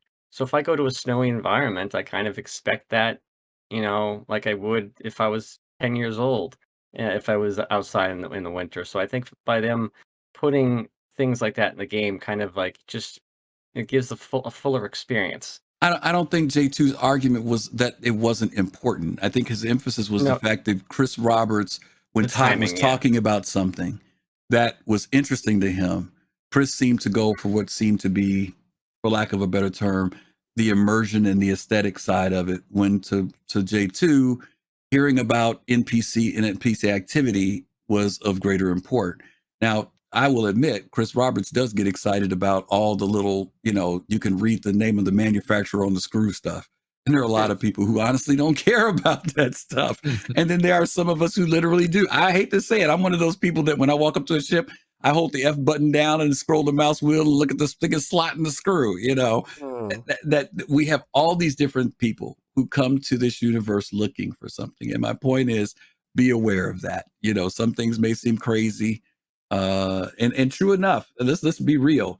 This level of detail and immersion is also what adds to the time development of the game. But it is also the thing that when it's completed, someone said it earlier, I think it was Kai, that later on we'll be appreciating it. It's frustrating to sit through and wait for, you know, because we do want to play the game. But you guys have heard me say this before. I also don't want Star Citizen to be something that 2 years from now I'm not playing it anymore and I've moved on. So whatever needs to be done for this game to sustain itself so that not only we, but anybody who comes to this game plays it for a decade, like Eve or World of Warcraft, that's going to take a lot to do this. So I'm hoping that that's what all this labor. Or Second Life. Yeah. I mean, what does it take to make a game be like that? And, you know, we don't have a roadmap for this, guys. I wish we did. I wish I could compare Star Citizen to any other game because it would be so cool to have something to gauge it against. But the reality of it is that we don't. There are elements of it that we can compare to other games, but we all know that what's being done right now has never been done before. And that calls for some extra patience, which is often very hard for all of us to bring up, you know. So. All right. So I think Jade is up next. Go ahead, Jade. What are your thoughts? Well, I'm just looking here at the spline. You know, what they're showing here with this demo, and I know everybody's focused on the ships, but I was looking at the planet, right? This is a planet or moon that we haven't been shown before. Just looking at the terrain and the blue sky. Now, it could just be that this is a test planet, but that's what jumped out at me, was that this is something we haven't been shown before. So maybe this is something in Pyro that they, you know, worked on, or maybe it's just a test level that they use for, you know, this kind of thing. But I found that interesting. Yeah, I can't wait till we see, you know, NPCs getting off the ships and using the nav mesh to come get you. You know, if you're down in a bunker or something, that will be really compelling gameplay. I'm also looking forward to, like Dark Knight said, those passenger missions. You're going to be need to be able to pick up NPCs and things like that. So any NPC navigation would be, you know, that goes towards passenger transport. That one NPC that's lagging behind, I'm sure Dark Knight will be screaming, "Come on, get on the ship!" So yeah, that'll definitely make it more realistic and maybe a little frustrating for people trying to load up NPC passengers. I thought this was interesting about them, the NPCs avoiding conversations, and I hope that not all of them do that. I hope that like the Hurston security guards just like barge right through because it sort of fits them being kind of assholey. This is gonna trigger J2. I love the fact that they're working on the Big Benny's noodles finally.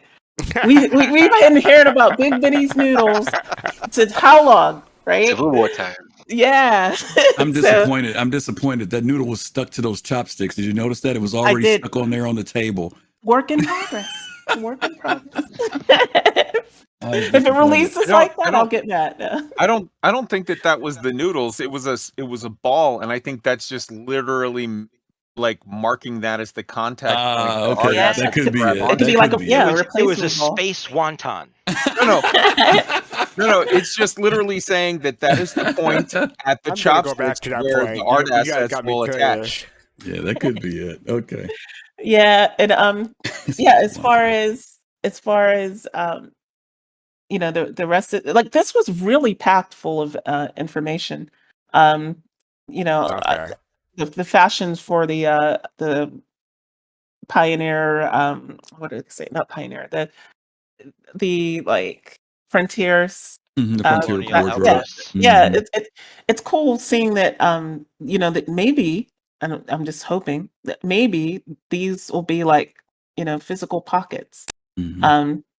It looks really interesting. Yeah, one day. So I love that that they're exploring like, okay, what do we want? What would be useful for this type of type of outfit? And that one there with everything on it, that's the one I want, right? The one that you can carry everything on it. But yeah, like I'm looking forward to seeing more. I love these sprint reports. To me, these are the best ISCs because we get so much information. That's all. All right, thank you. Kaizen, what are your thoughts about this episode? I love the AI stuff. I love the man on the street shtick from Disco Lando. I loved the different outfits and all of that stuff. The call out to the fact that they're super excited to show us about the multiple new ships that are coming very, very soon.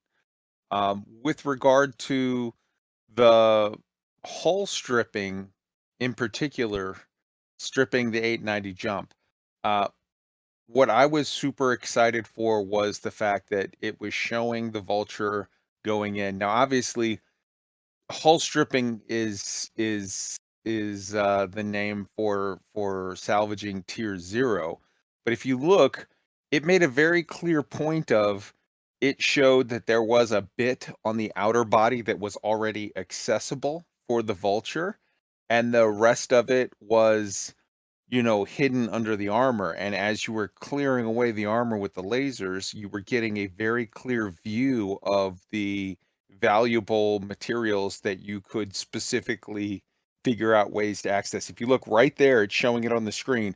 To the left, there's a huge section that's already what's available to space is something that are components that specifically you would be looking to salvage. The rest of it is underneath the hull, and you're just basically clearing your way so you can get a clear view of what valuables you're going to go after.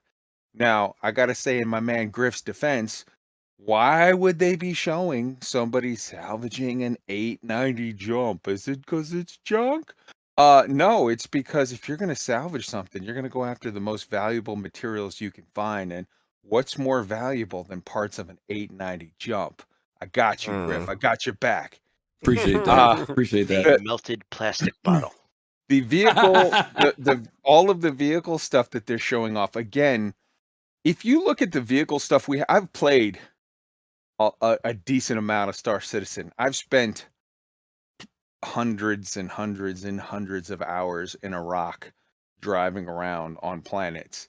And I could tell you right now that the experience of driving a vehicle on a planet right now in Star Citizen is good enough. It is. They could release it on a game and it would be on par with or slightly better than just about any driving experience you have in anything other than, I'm not talking about going up against Gran Turismo or Forza in a game that's literally just all about cars, but any other multifaceted space universe type game. Driving a vehicle in this game is already as good as Elite Dangerous or No Man's Sky or, insert game here. The fact that they're saying good enough isn't good enough for them, that they're going above and beyond, is what really, really excites me.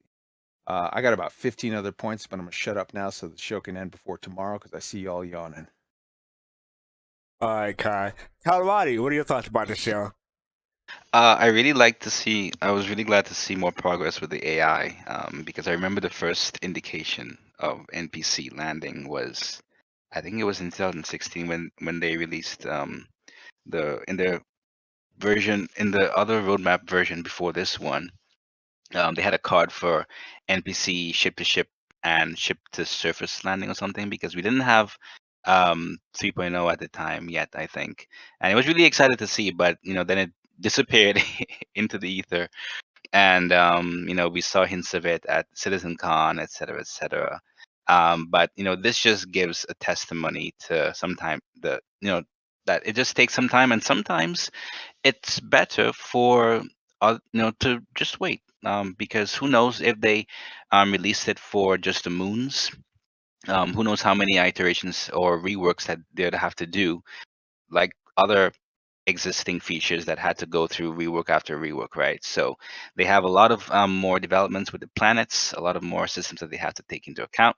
And I mean, not saying that it won't get reworked again, but they have a lot more stuff that they can actually already integrate and consider when integrating, the NPC ships landing.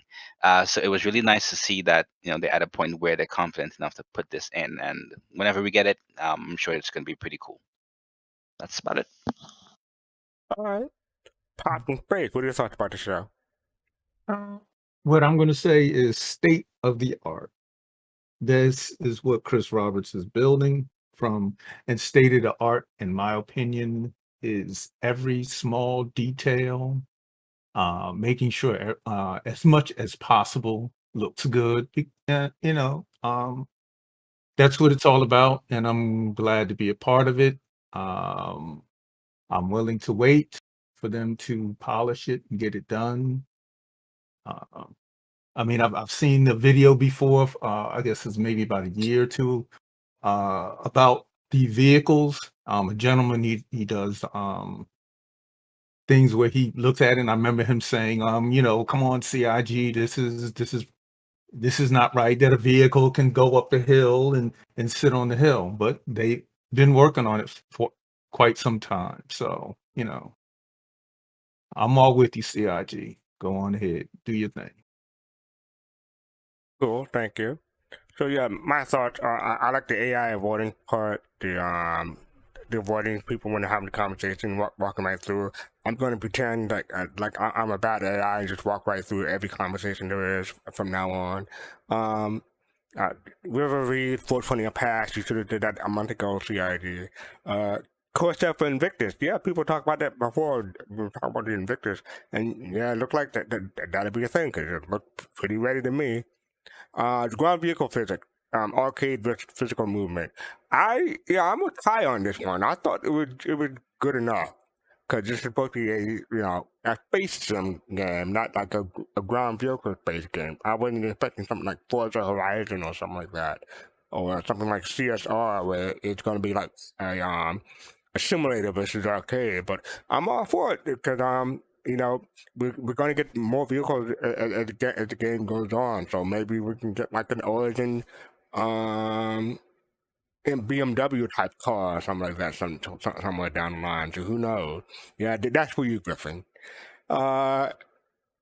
Naming things. Oh yeah, Jared said they're bad at naming things. He called it the physical movement. Yeah, I just want to bring up like a long time ago, they came up with field upgrade kit, but then they changed it to battlefield upgrade kit. So yes, they have a history with naming things improperly.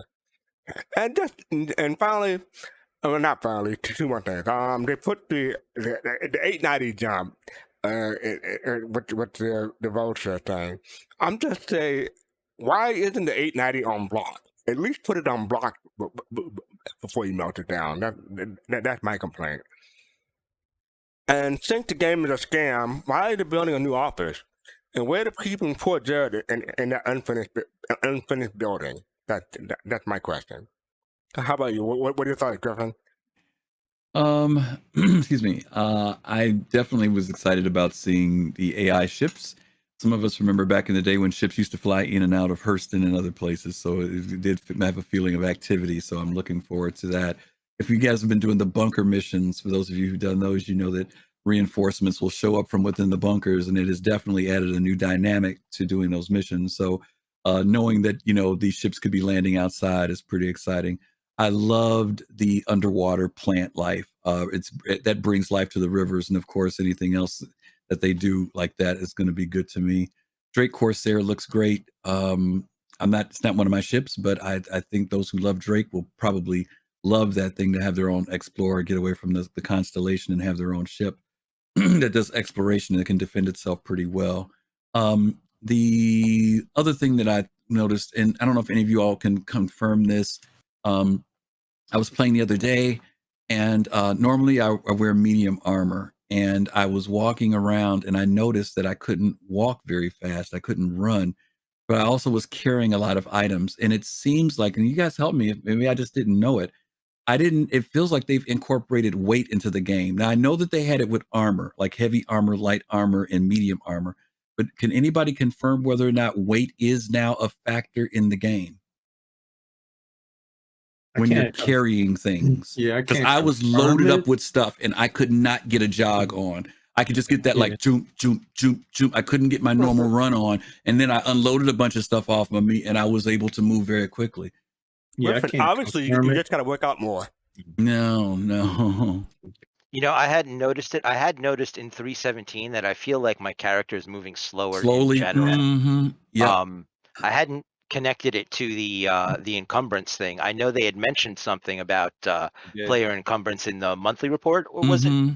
Yep. So, but I didn't think they had incorporated that into the.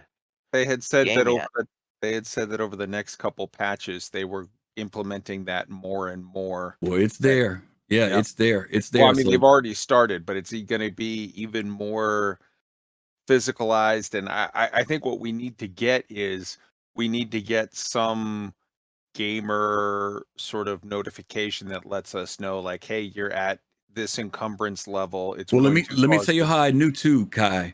My breathing and my heartbeat was going up. Oh, let's not start about your breath. That was the indicator. And I looked down. First, I heard the breathing, because I was running. Because normally I run, I don't hear all that. But I could hear it was labored breathing. And then I looked down and the beats per minute was going up. And then I went and unloaded some stuff. Took some inventory off and put it on the planet. Because I was at freaking Orison. Unloaded some stuff into my planet inventory or my station inventory. And all of a sudden it was gone. I was able to move and mobility was there. So evidently they're putting it in. Just the same way, though, I think as they stated clearly that they're doing this in waves.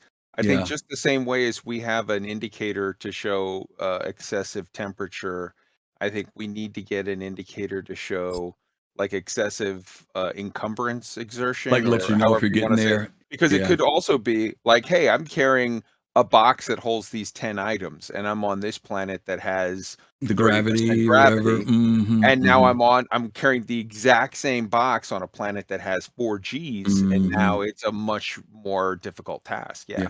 Well, Captain Jones is saying, yep, he says he's slower when he's loaded up and also drains water when drinking fast. Water goes away faster. Big Black Gaming says Griff felt the same thing precisely as you described. When just had on an undersuit versus the other. Yeah. So evidently other people are noticing it. So I guess J2, you're right. Maybe in 3.17, that's why because I wasn't feeling it before this. It was only in this patch that I've seen. I'm usually carrying a lot of stuff. But yeah, it wasn't a lot of stuff, but it was definitely to the point where I couldn't run. And I've never been in a situation where in medium armor I couldn't run. Well, I mean, you know, let's put it together too. The fact that they've done all of this stuff with physicalized looting. In 318, we know the big goal is physicalized inventory in general. Yeah. It just makes sense that they're going to, because it's like, imagine, Griff, if they say, okay, you need to load up this whatever, but weight is not in any way a thing we're keeping track of. Well, okay, let me just pick up these 4 pallets and walk onto the ship. Like, no, you need to have systems for that. Yeah. Okay, that makes sense. So that's all. The only reason I was mentioning that is because Jade had made reference to the clothing, and I was going to say, be aware that that's the other factor, that the more clothing you have on, the more you have to, you've got to be able to carry things, but then there's also the encumbrance that comes along with it. So I love the fact that it's not just about, it looks cool, but the fact that you can carry, like Jade said. I know I had on some regular civilian clothes the other day, and I went to do something and said, oh, this thing has pockets on it. I was able to put some stuff on me. I wasn't thinking about it with civvies because I'm so used to doing it with armor. So it is cool that you're able to do inventory even on civilian clothing. Well, that's why I travel light, Griff. My character wears just a leopard print thong and a t-shirt that says my other ship's an 890 jump. That's it. Fair enough. And with that, I think we're going to move on to today's Machinima. You want to can I just tell you this, before we move on real quick? Yeah. I just want to let you know that you're not going to find an 890 on blocks because there ain't no rims, buddy. Oh boy, here we go. Oh jeez, Pete. That was a good answer. Thank you for that. Thank you. Appreciate that. Gotta bling out that landing gear. Add some gold pistons. Then you'll find some 890s on blocks. Okay, Griffin, tell us about this Machinima. Yeah, there's not very much to tell. I started watching this. I got about 3/4 of the way through, had to break off. I do want to say that this is a new creator. I've never seen this creator's work before. The creator's name is Lord Porksword. Lord Porksword.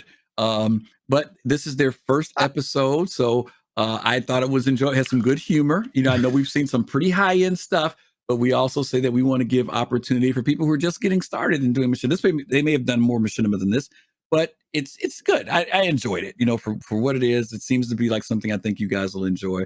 So that's all I'm going to say about it. Let's take a look at it. The name of this particular machinima is Silky Lips, episode 1. And just to let people know, this one is 23 minutes long, so definitely get something to drink or get a snack if you need one. Whoa.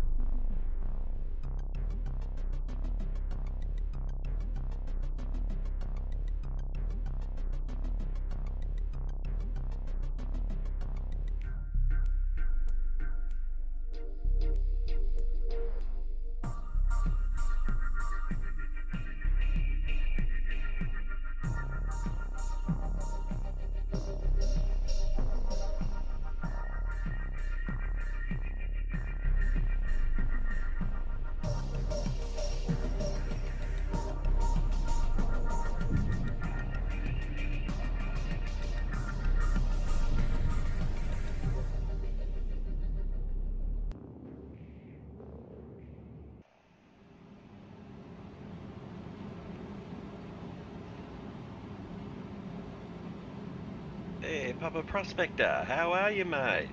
Well, hello there, SL. How did you go working on the extractors today? Two which are sticking and now running smooth as. I haven't had a chance to look at the one which is misbehaving. The wind today has been terrible. I've got dusty and sweaty places you don't even want to hear about. Yes, I agree. I think it would be better if you didn't talk any more about your sweaty places. Whoa, Papa, I didn't notice those fancy shoes you're wearing. Are they the new off-world shoes? Made by space cowhide, heavily massaged by poor colonists just like me? Yes, they certainly are. Many poor colonists have massaged this particular hide, giving me such comfort. Damn, I wish I could afford a pair like this. I think I need a raise, Papa. You know I deserve it, stuck here with no one to talk to, and no money to go off-world. I want to see the sights and experience the delights. You could do all that with hard work, SL. You know you've been a great help ever since you were left here at my mining station when you were just a small child.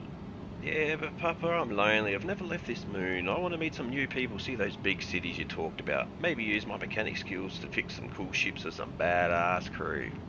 Yes, I've heard it all before, SL. Space out there is a dangerous place, and it's much safer for you to stay here with Papa.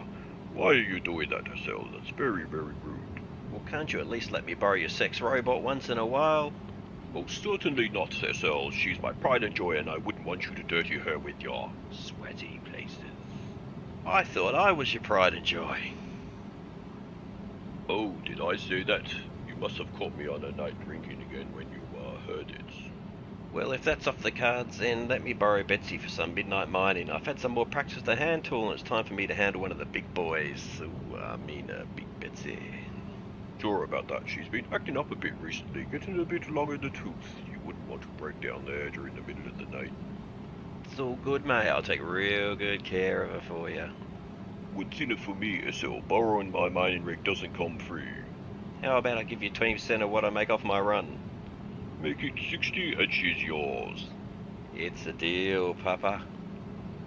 SL, you really gotta learn to negotiate better, otherwise old prospectors like me will keep taking advantage of you, lad.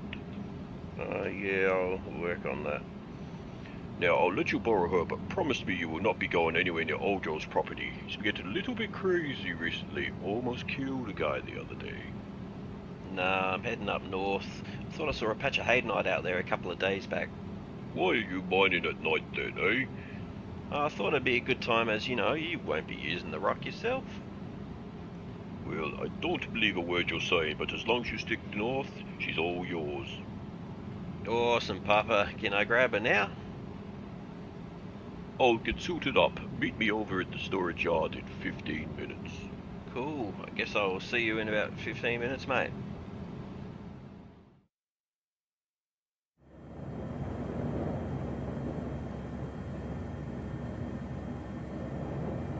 There she is, SL. Make sure you take good care of her. There are rocks out there everywhere, and I don't want you to hurt any. Oh, come on, Papa. You know no one can drive 50 meters at speed on this moon and not hit a single rock.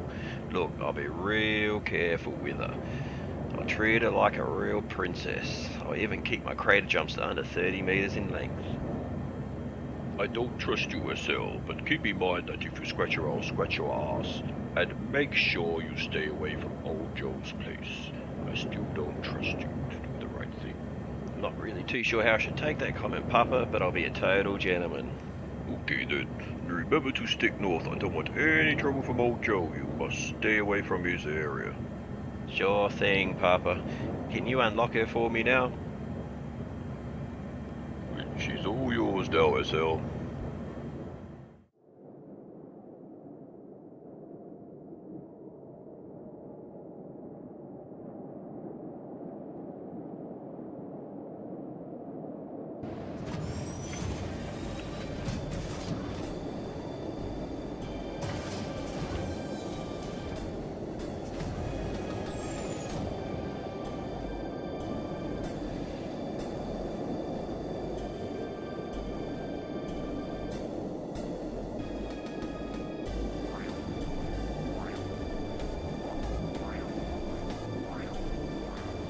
Rocks bloody everywhere.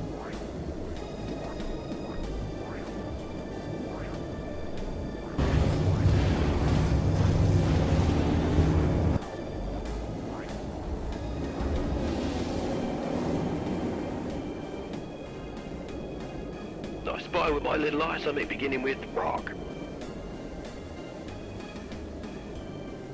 Show me what you got, Betty. Show me what you got.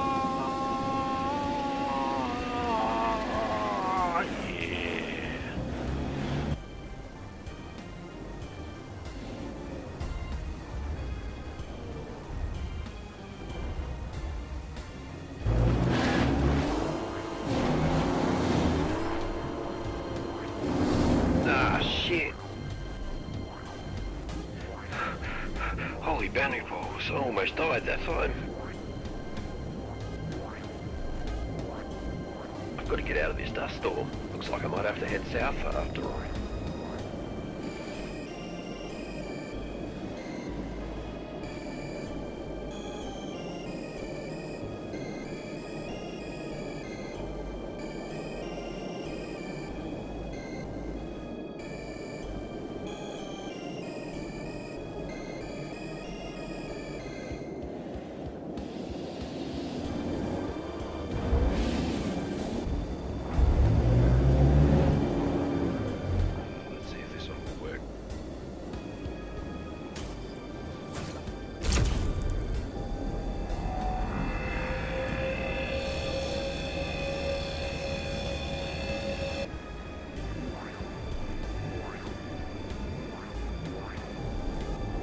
Bloody hell, Papa, why do you have to be such a cheap bastard and get a proper mining head for crying out loud? Let's try it. No. No. Bloody hell. Bugger this. I'm going to see if I can find another rock to mine.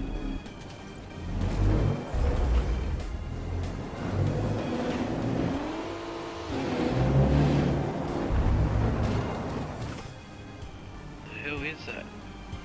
Oh shit, I think it's old Joe. Ah, he may find me. Ah. Shit, shit, shit, shit, shit, shit, shit, shit, shit, shit.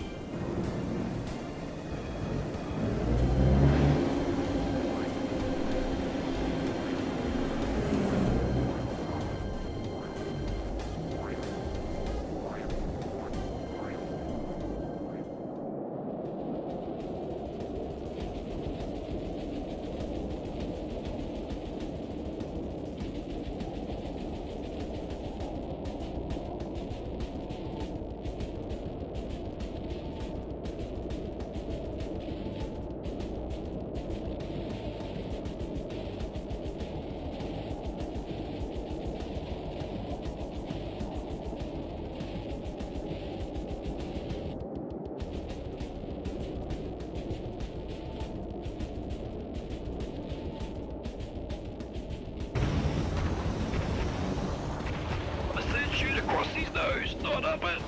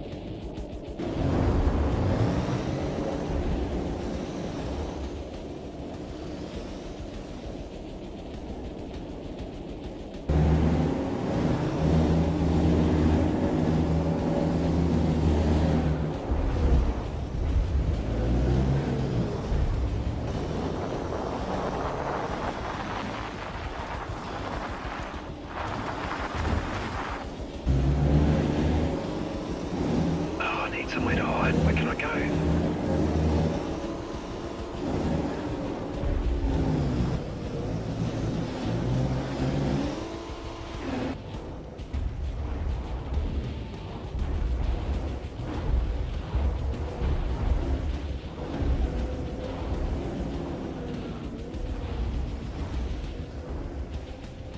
What's that light over there? Maybe there's somewhere there I can hide.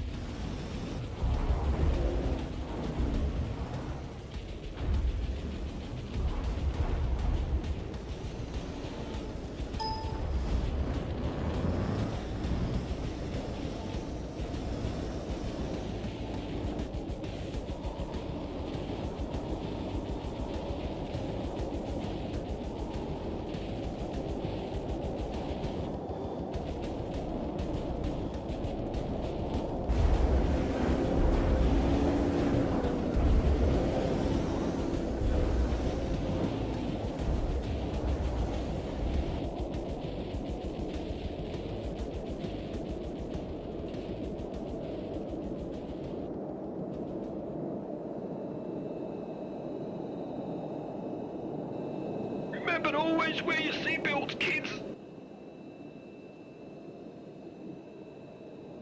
Oh, I'm having a moment. Almost went savage.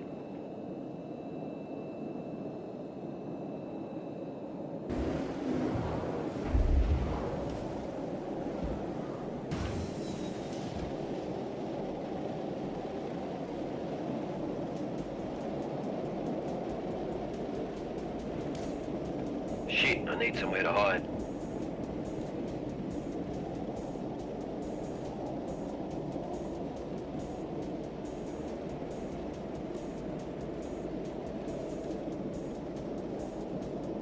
Yeah, you better run. I'm gonna 30k you, asshole.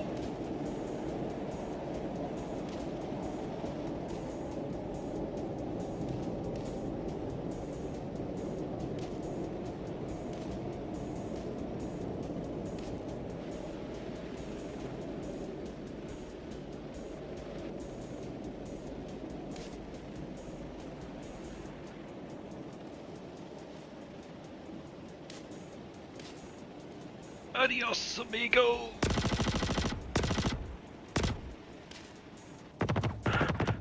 What? But I'm not his friend.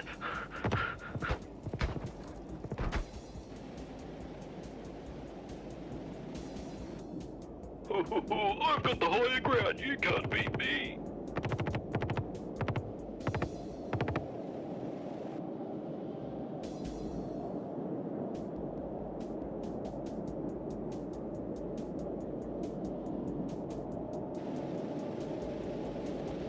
Come on, legs, move faster.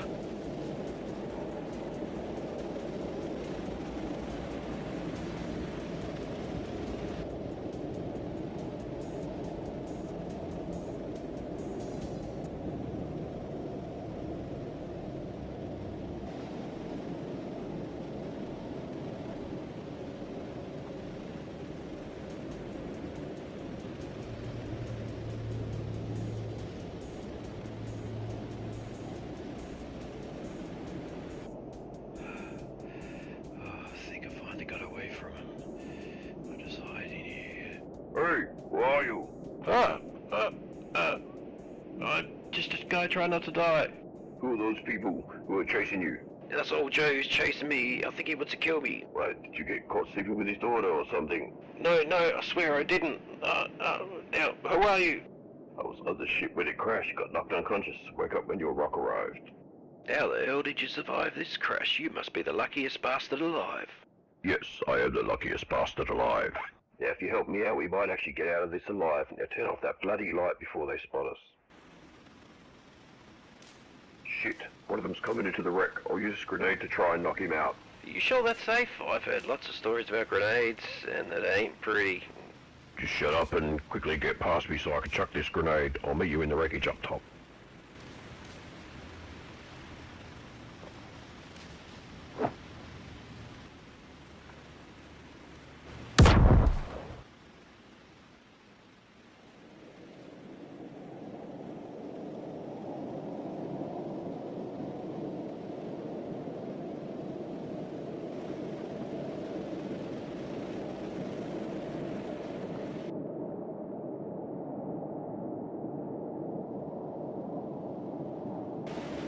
This looks like a good place to go. Hopefully you'll find me in here.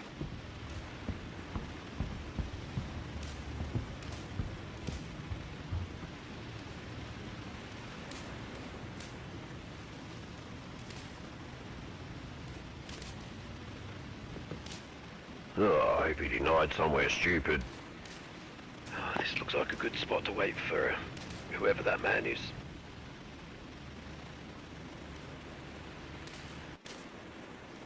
Is that you, luckiest man alive? Yeah, give me a sec. I'm just looking for something we got stashed here. Holy gravity wells, Banu man. What is that? Yeah, she's a beauty, eh? Can I hold it? No. Now I want you to listen to me carefully. Right. I want you to go outside, head around that way, while I head upstairs. I want you to lure him around for me. But I'll get my head blown off. No, you won't. Go quickly now. Well, if you think it's so safe, why don't you stick your head out there and let me do the fun part? Look, I'm the only one who knows how to shoot this thing, so get your ass going. Okay, but I want my cut to be 60%. You're kidding, right? No, I'm not kidding. I'm serious. Come on. Look, I'll make it 15%, but that's my last offer. You don't take it, then go save yourself, buddy. Okay, 15 is good.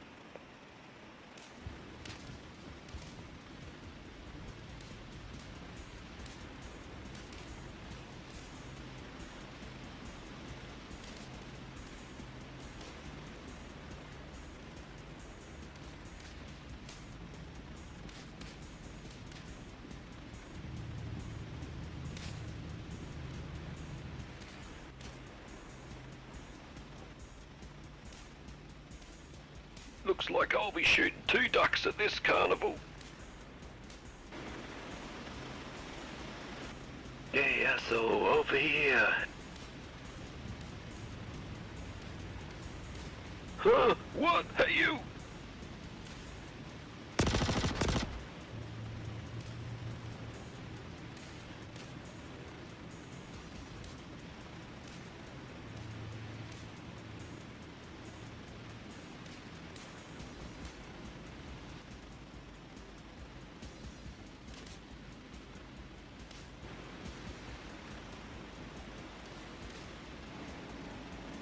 Hey, oh codger, quick come around here. I think I found some eggs some Banu laid.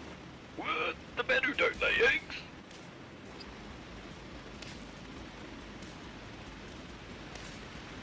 Oh shit, here he comes.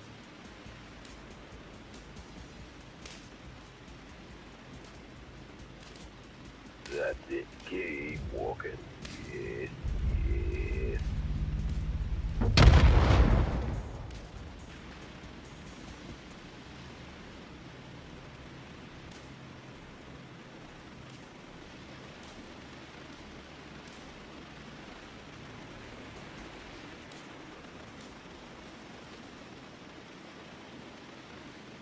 Is it safe to come out yet? Yep, all clear.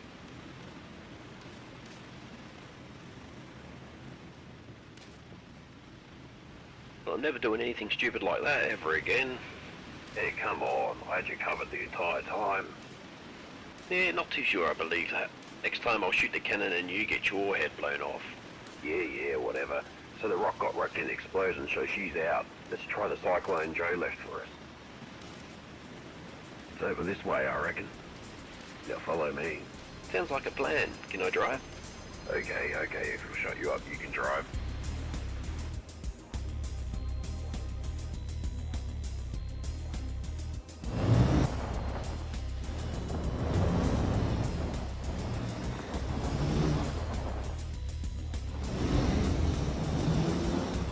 So what do they call you?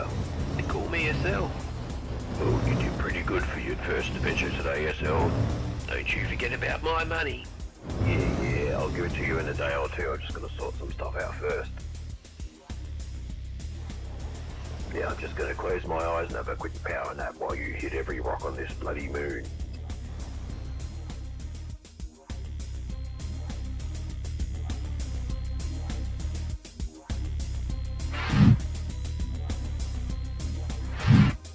Alright, we're back. I'm just gonna go for a free-for-all. Anyone who wants to talk about this episode, please chip in. Who wants to start? I really liked the use of the emotes, as DK had pointed out in chat earlier. It was a really nice touch. The use of the environment and the chase scene especially kind of gave me some some really strong desires. When we get AI and planetary nav mesh, to see more of that, that kind of action on the surface and those things. So it was really nice to see them making use of that kind of, the vehicle chase scene. So, and yeah, some really corny jokes, but it was much appreciated too. So, I would say good job to the persons that put this together. And yeah, can't wait to see more of their development. With a name like Lord Porksword, you gotta have some kind of corniness, I think. I don't think you can escape that. Anyone else? It did pretty good. Can't lie, I mean, it's a bit long, but other than that, the humor was there. When they started talking about the doll, extracurricular activities doll, well, I like to see how this develops. Yeah, I just want to say that I think this guy's gonna be real upset when physical movement or ground vehicles come into play, because you're gonna have to reshoot this whole episode all over again. Oh no. I love the high ground. I was thinking about that. That was one of the things that I noticed in there. It reminded me of that point. Yeah, I love the high ground reference at the end. And J2, you stole my red light joke when you talk about turning that light off. Banning laying egg. Never thought about that, but yeah, who knows? Anyone else got any final thoughts? Griffin, you picked this. What do you think? I'll toss it in mine. Like I said, we've seen a variety of these, different levels of technical ability and production and writing abilities. The humor here was its own humor. It had its funny moments. If I was to say that there was anything that I would critique this on, it goes to what Fist was saying. It's just has more to do with the editing. Some very cool shots. I admire them for shooting a night sequence. We haven't seen too many videos where people shoot a full night sequence like they did. And you could still see things. I'm always concerned about whether you can still see if you shoot in low light levels, because you have no way of controlling that. Right. But they did a really decent job.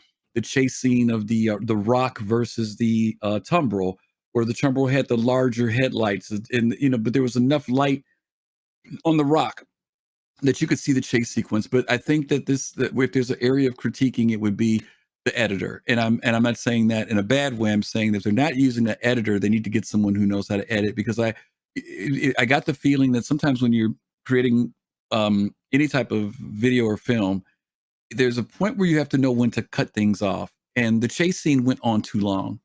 In fact, there were several scenes that went on long. And sometimes it's because you shoot it and you want to get it in the film, but you don't realize that you've made your point and you need to move on. And that was the feeling. It wasn't that it was bad. It's just the fact that what turned into maybe a 23-minute video to me could have been 16 minutes. It could have been, especially since it's episodic, because it makes you want to come back and see more. If I sit for 20 to 30 minutes for something, that's pretty decent amount of time. And if you're doing multiple episodes, it's long too. What were you going to say? Actually, maybe that's maybe that's on purpose, because TV episodes are 23 minutes long. So maybe he wanted to do it. That's a TV episode. That's a TV episode. I get it. But my point is, when I look at the content that's here, it didn't have to be 23 minutes to convey the story. Right, exactly. That's all I'm saying. And so that's an editing issue. As far as the dialogue, the shooting, I could deal with that, but I just kind of felt like good story, but you would have kept me more if scenes moved faster or if the cuts were a little bit shorter. That's all. But I'm looking forward to seeing the rest, because everybody we watch, it seems like their next episode gets better than the other one. So this is just the first episode. So, we can look forward to seeing. I think they've got 3 episodes out so far. Okay. Yeah. I'll put the link in YouTube chat. Go ahead. Yeah. Oh no, the other thing I was saying, I enjoyed the music, the ambient music in the beginning, and some of the music fit. But I don't know, during the chase scene, I forgot I was even watching it. Yeah, this is just way too long and extremely drawn out. But yeah, keep keep working, keep trying at it. This is the end of artistry that I wouldn't have any idea of how to do something like this. So I can't really speak negative, but it did. I actually my honest thing, I forgot I was watching it. But All right.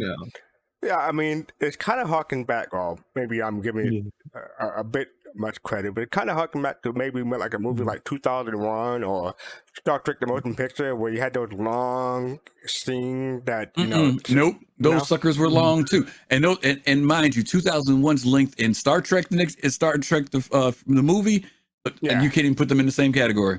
Star Trek in the movie was too long because they were so fascinated with the special effects and wanted to show off special effects, which is to my point. Sometimes when you're producing something, you may have some great stuff, but some stuff needs to hit the cutting room floor, and a good editor knows when to let some stuff go. You and I both know that traveling through Vija for 30 minutes was too freaking long. I didn't need to be in Vija that long because it was their first movie. It was the kickoff for the special effects at that time for the franchise. And they wanted to show us some really cool stuff, which was great. But people went to sleep during the sequence. Even it's the same. Go ahead, sorry, Props. When Captain Kirk first, saw the Enterprise and that long drive around I like that one. I like that one. No, don't get me wrong. The geeks liked it. Geeks liked it, but for filmmaking, it's too much. Right. We know what it was great to see the updated Enterprise. It really was. But I did not need to creep around that sucker for 15 minutes. I wanted to get on the ship and start moving. So again. That's an editor. It has nothing to do with the cinematography, the writing. It is the editing, and the editor has to know when to cut stuff. And to your point, Griff, there's a saying that I'm trying to get as best as I can from remembering that when you're doing movies and like you said, all of the special effects, do not miss the point. If you have to focus on your point. Yep. All of the other stuff is bells and whistles. Focus on the point. The chase sequence was good, but for me, it got like it was about they could have cut 30% of it because I got the idea. Oh, Joe's a maniac. He ran up on him. He's trying to catch him. He goes to the derelict, But then there were things like that in the story. I'm trying to get away. I'm not leaving my freaking light on so people to track me. That was like, but the guy had to tell him, turn off your light before you get seen. And that's okay. Maybe he was panicking, whatever the case may be. But once he got into there and started moving, but even the sequence of him going through the derelict, there was a lot there that was just time passing. Now once he met the other guy and they did their thing, it was fairly well paced. It wasn't too bad. But that sequence from when he started mining all the way till when he met the guy in the derelict, man, he could have cut minutes off of that for me. Yeah. And I would have enjoyed it just as much, if not better. I'm glad I'm not the only one who thought that 2001 and Star Trek: The Motion Picture was kind of long, but I thought I was. A lot of people say the motion picture was kind of long, but 2001, I'm like, what is the point of going through all this? 2001 does not bother me for time. I know people bother, but no, it doesn't. The end sequence is where that same thing happened. With the psychedelic lighting and all that stuff of traveling through time. That was the only thing I put failure on. Everything else in the film didn't bother me time-wise because they wanted you to feel like time was passing. But that end sequence, how long was that thing? It was like 13 minutes long or something. It was some crazy amount of time. I remember. Yeah, but also that's in retrospect too, because remember, back then it was the first time, just like Star Trek: The Motion Picture. Right. First time, right? But yeah, Kubrick went a little long on them flashy lights at the end, but that's okay. I'll cut him some slack for that because it's a great film. I feel like in 2001, I mean, the part of what they were trying to portray with that was the solitude and the length of time one experiences passing through space. So they did that like with those long shots. Like I have difficulty watching 2001 because it's just certain things just drag out and it gets boring. But I believe that that's the intent, what they were trying to get across. And with this one, with the Star Citizen thing, I had the similar critique as you guys while watching the video, that some scenes just seemed longer than they need to be. But in this guy's defense, one, I think that Star Citizen is just sort of a slow playing game in a lot of accounts, and it's difficult. At least in some situations, it can be difficult to really get the shot you want and make it as concise as you want it to be a thing, for a video. At the same time, I that being said, like, going into making a video knowing that you're going to have some certain shots that are going to be long, I think there are sort of creative ways that it can be dealt with. Right. An example, the chase scene. For me, watching the chase scene, I don't know if you guys got the same sort of impression, the same feeling, but to me that was a funny sort of scene. It was reminiscent of like Scooby-Doo running from the ghost in a hallway from doorway to doorway, or Benny Hill, running away from the crowd of lingerie'd women. It was that kind of scene. So maybe if you had taken that scene and put in some Scooby-Doo or Benny Hill music over it, I was going to say that. Played up the comedy aspect of it, it wouldn't have been seemed so drawn out.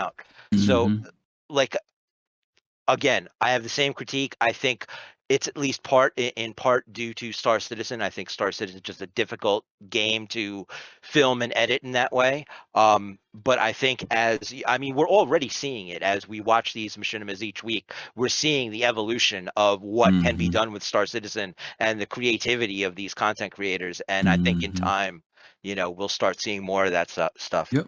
Yeah. The only other thing they did have some really cool shots in this too. Like they did during the chase, the side shot with the car. Yes. During the chase, that was cool. There were a couple things that in this that really caught my eye and said, "Wow, that's a dude." Nice shot. Listen, just navigating at night, driving those cars out there is enough for me. That was pretty good because that ain't no joke. Like, look, it's like you're watching these. All you see is the lights on this dark screen, and they're just zigzagging all over the place. It's funny.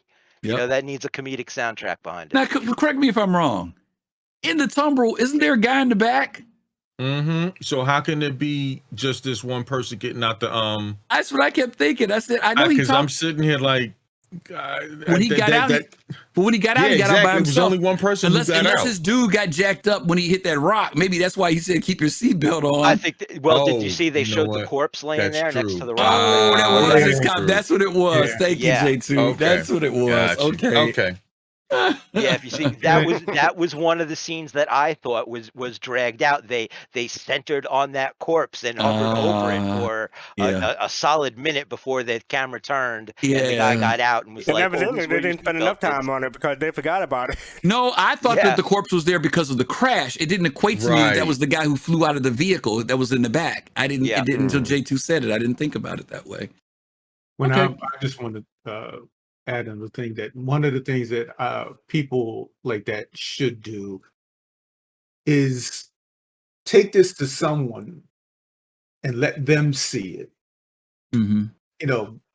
So they can critique it for them. Because we've done that before. It's like we do pre-screenings. Let people see it and get the evaluation. I mean, you got to have someone who's willing to talk back at you, though, who's willing to critique. Because a friend may think he's doing someone a favor, saying, "Oh, this is fine. Go ahead and release it like that." Well, you tell your friend, don't do that. When you want something critiqued, you tell them, listen, I need to know what you think of this and be honest with me. I mean, that's just what you have to tell people, because you don't want me to put out no crap. And I want to hear that, but you also have to be willing to be critiqued too. That's the other side of the coin. You got to be willing. And again, I think they did a great job. Like you said, it's no small task to do this. We all know that it takes weeks, sometimes months for people to do this stuff. So we don't want to say anything, in the sense of that. We're not saying, oh no, it's terrible. But I think that what we are saying is, we're saying that this is episode 1. We're looking forward to seeing episodes 2 and 3. And historically, people get better every time they make one. Yeah, they do. And I'm not trying to be negative, but I mean it's honest in that it lost me, but it is something that I don't have a talent for. And just like with the game that's being produced, it's artistry, and artistry is not necessarily something you fall into. I mean, you can go into it, but it does. Even your artistry takes time to refine and get better, and you need to have other people listen to it, because we've done that with you before with the things that we do. you know, and, you know, it's just another tool. Use other people, do that, and hopefully they'll keep going, and they'll get better. It's something I couldn't do, so my hat is off to them. Okay. All right. So thanks everybody for that. Up next, we have not really a surprise. We talked about it before, but we are doing another Bar Citizen. So join us for Invictus 2952 Virtual Bar Citizen, Saturday, May 28, 2022, 3 p.m. Eastern, 7 p.m. UTC. I'm putting the link in YouTube chat. There you go. So click on that, register. Be aware that after registering, you'll receive a confirmation email confirming information about joining the meeting. So, yeah. Thank you. Yeah. So, yeah, you have to register in advance for the meeting just to give us a head count of how many people we should expect. Yeah, we have previous Bar Citizen, Virtual Bar Citizen, October 8th, my birthday. Thank you very much. And our last one, the previous one, was April 2nd. But we had fun on both though. So Griffin, you have anything you want to add to that, or? No, tell them about the other part. Jump. Is that it, or what? No. That's the video. There's another video. Oh no, I didn't have the video. There's a video. It's in there. The video's in there. It was in the thing. You didn't I missed see it. it. I missed it. Can you go ahead and pull it up? Pull it up real quick. Just download it and just show it real quick. That's all. Yeah, just so you guys know what we're doing. While he's doing that, we'll give you a little background. This time, we know this is a virtual Bar Citizen that we do on Zoom, but because it's Invictus, we're also going to, on that same day, the 28th, on that Saturday, we're going to be doing in-game as well. So for people who come into the Zoom, we're all going to get on a server together and we're going to meet up in Orison at the Voyager Bar. And we're going to hang out there too. So, yeah, fastcart looks like he's got it ready. You ready? Yep. All right, here we go. Invited to the Invictus Virtual Bar Citizen, where backers from around the world will gather to make friends and have fun. So join us on Saturday, May 28th at 3 p.m. Eastern Time, 7 p.m. UTC at the Voyager Bar on Crusader at Horizon. You can find registration information on Twitter at Soul Citizens or Yacht Club _BC. See you in the clouds. Is it me or it didn't play? You're invited to the Invictus Virtual Bar Citizen, where backers from around the world will gather to make friends and have fun. So join us on Saturday, stop the May video and start it 28th over. at 3 p.m. Eastern Time, 7 p.m. UTC at the Voyager Bar on Crusader at Horizon. You can find registration information on Twitter at Soul Citizens or Yacht Club _BC. See you in the clouds. There you go. Now I got it. Thank you. There we go. So yeah, that's May 22nd. May 28th, 3 p.m. Eastern, 7 p.m. UTC. I'll get it right eventually. And I already put the link in YouTube chat, so hopefully people can join us. Thank you. And up next we have next episode, Saturday, Soul Voices, normal time, 1 p.m. Eastern, 5 p.m. UTC. Griffin, you want to tell people about Soul Voices? Yeah, you guys know Soul Voices. That's our one-on-one show where you get to come in and talk with us. This weekend, me and Cal Roddy will be on, and the Player Haters will be there this week. So hopefully you guys will be able to join us this Saturday, 1 p.m. Eastern time, okay? Yeah. And also Sunday, 8 p.m. Eastern, midnight UTC, we're having another episode of Soul Citizens on twitch.tv/Soul Citizen. The topic is Dear CIG. Well, yeah, Griffin, I'm going to let you have this one. Lord, fastcart forget. He forgot this one too, y'all. He's discombobulated. No, I didn't forget. This is our annual show. You got to do a better job of explaining things than I do. This is our annual show where the people from our Soul team write a letter to CIG with 2 to 3 things that they want to ask CIG about. It could be positive, it could be critical, but we'll have a guest, Rabah Hagri. You guys remember Rabah? He was here with us a few months ago, And Robert will be here bringing, I'm telling you, he's going to bring both barrels. I guarantee you for this show. Yeah. So you guys, we will all be ready to send our letters to Chris Roberts and say, hey, this is what's going on with this, whether it's Squadron or whether it's Star Citizen or whether it's CIG. So that'll be this Sunday at 8 p.m. Eastern time. And I'll take the next one, so give Griffin a breather. So next week on Thursday, we'll change our time. We'll be an hour earlier. So instead of being at 10 p.m. Eastern, we'll be at 9 p.m. Eastern. And I try to make it stand out so people can see it. I made it scrolling instead of static. So yes, 9 p.m. Eastern, Friday, 1 a.m. UTC. So we'll bring it on an hour early, just because, people work on next day, and COVID is kind of dwindling down, so people have to get up and do other stuff. Plus, it's a school night, so yeah, maybe Colossal can join us if it's more to his time. So yeah, join us an hour earlier, starting next week. And with that, I want to thank everybody for joining us. Fifth Space, J2, Kalwadi, Hot Space, Jade, Kaizen, and Admiral Kusanagi. Thank you all for joining us. Appreciate it. Thank you for hanging out with us. Don't forget, check out on social media. We're everywhere. Soul Citizens with an S on the end. And if you want to become a Soul Bro, Soul Sis, or Soulmate, click that join button down below on YouTube. Don't forget to hit like and subscribe. It really helps. And we also sell merchandise, so hat, t-shirt, what have you. Everything we put back into the community. So thank you. I think that's it. I just want to start out before I say our normal tagline. I just got to say, flashlight, neon light. Oh my god, that's been on my mind since ever since I blame DK for that one. So the other word is good night. Right. Good one, Griff. Good one. That was good. Yeah. That was good. All right. Peace, love, and soul, everybody. Take care. All right. Take care, everybody. Good night.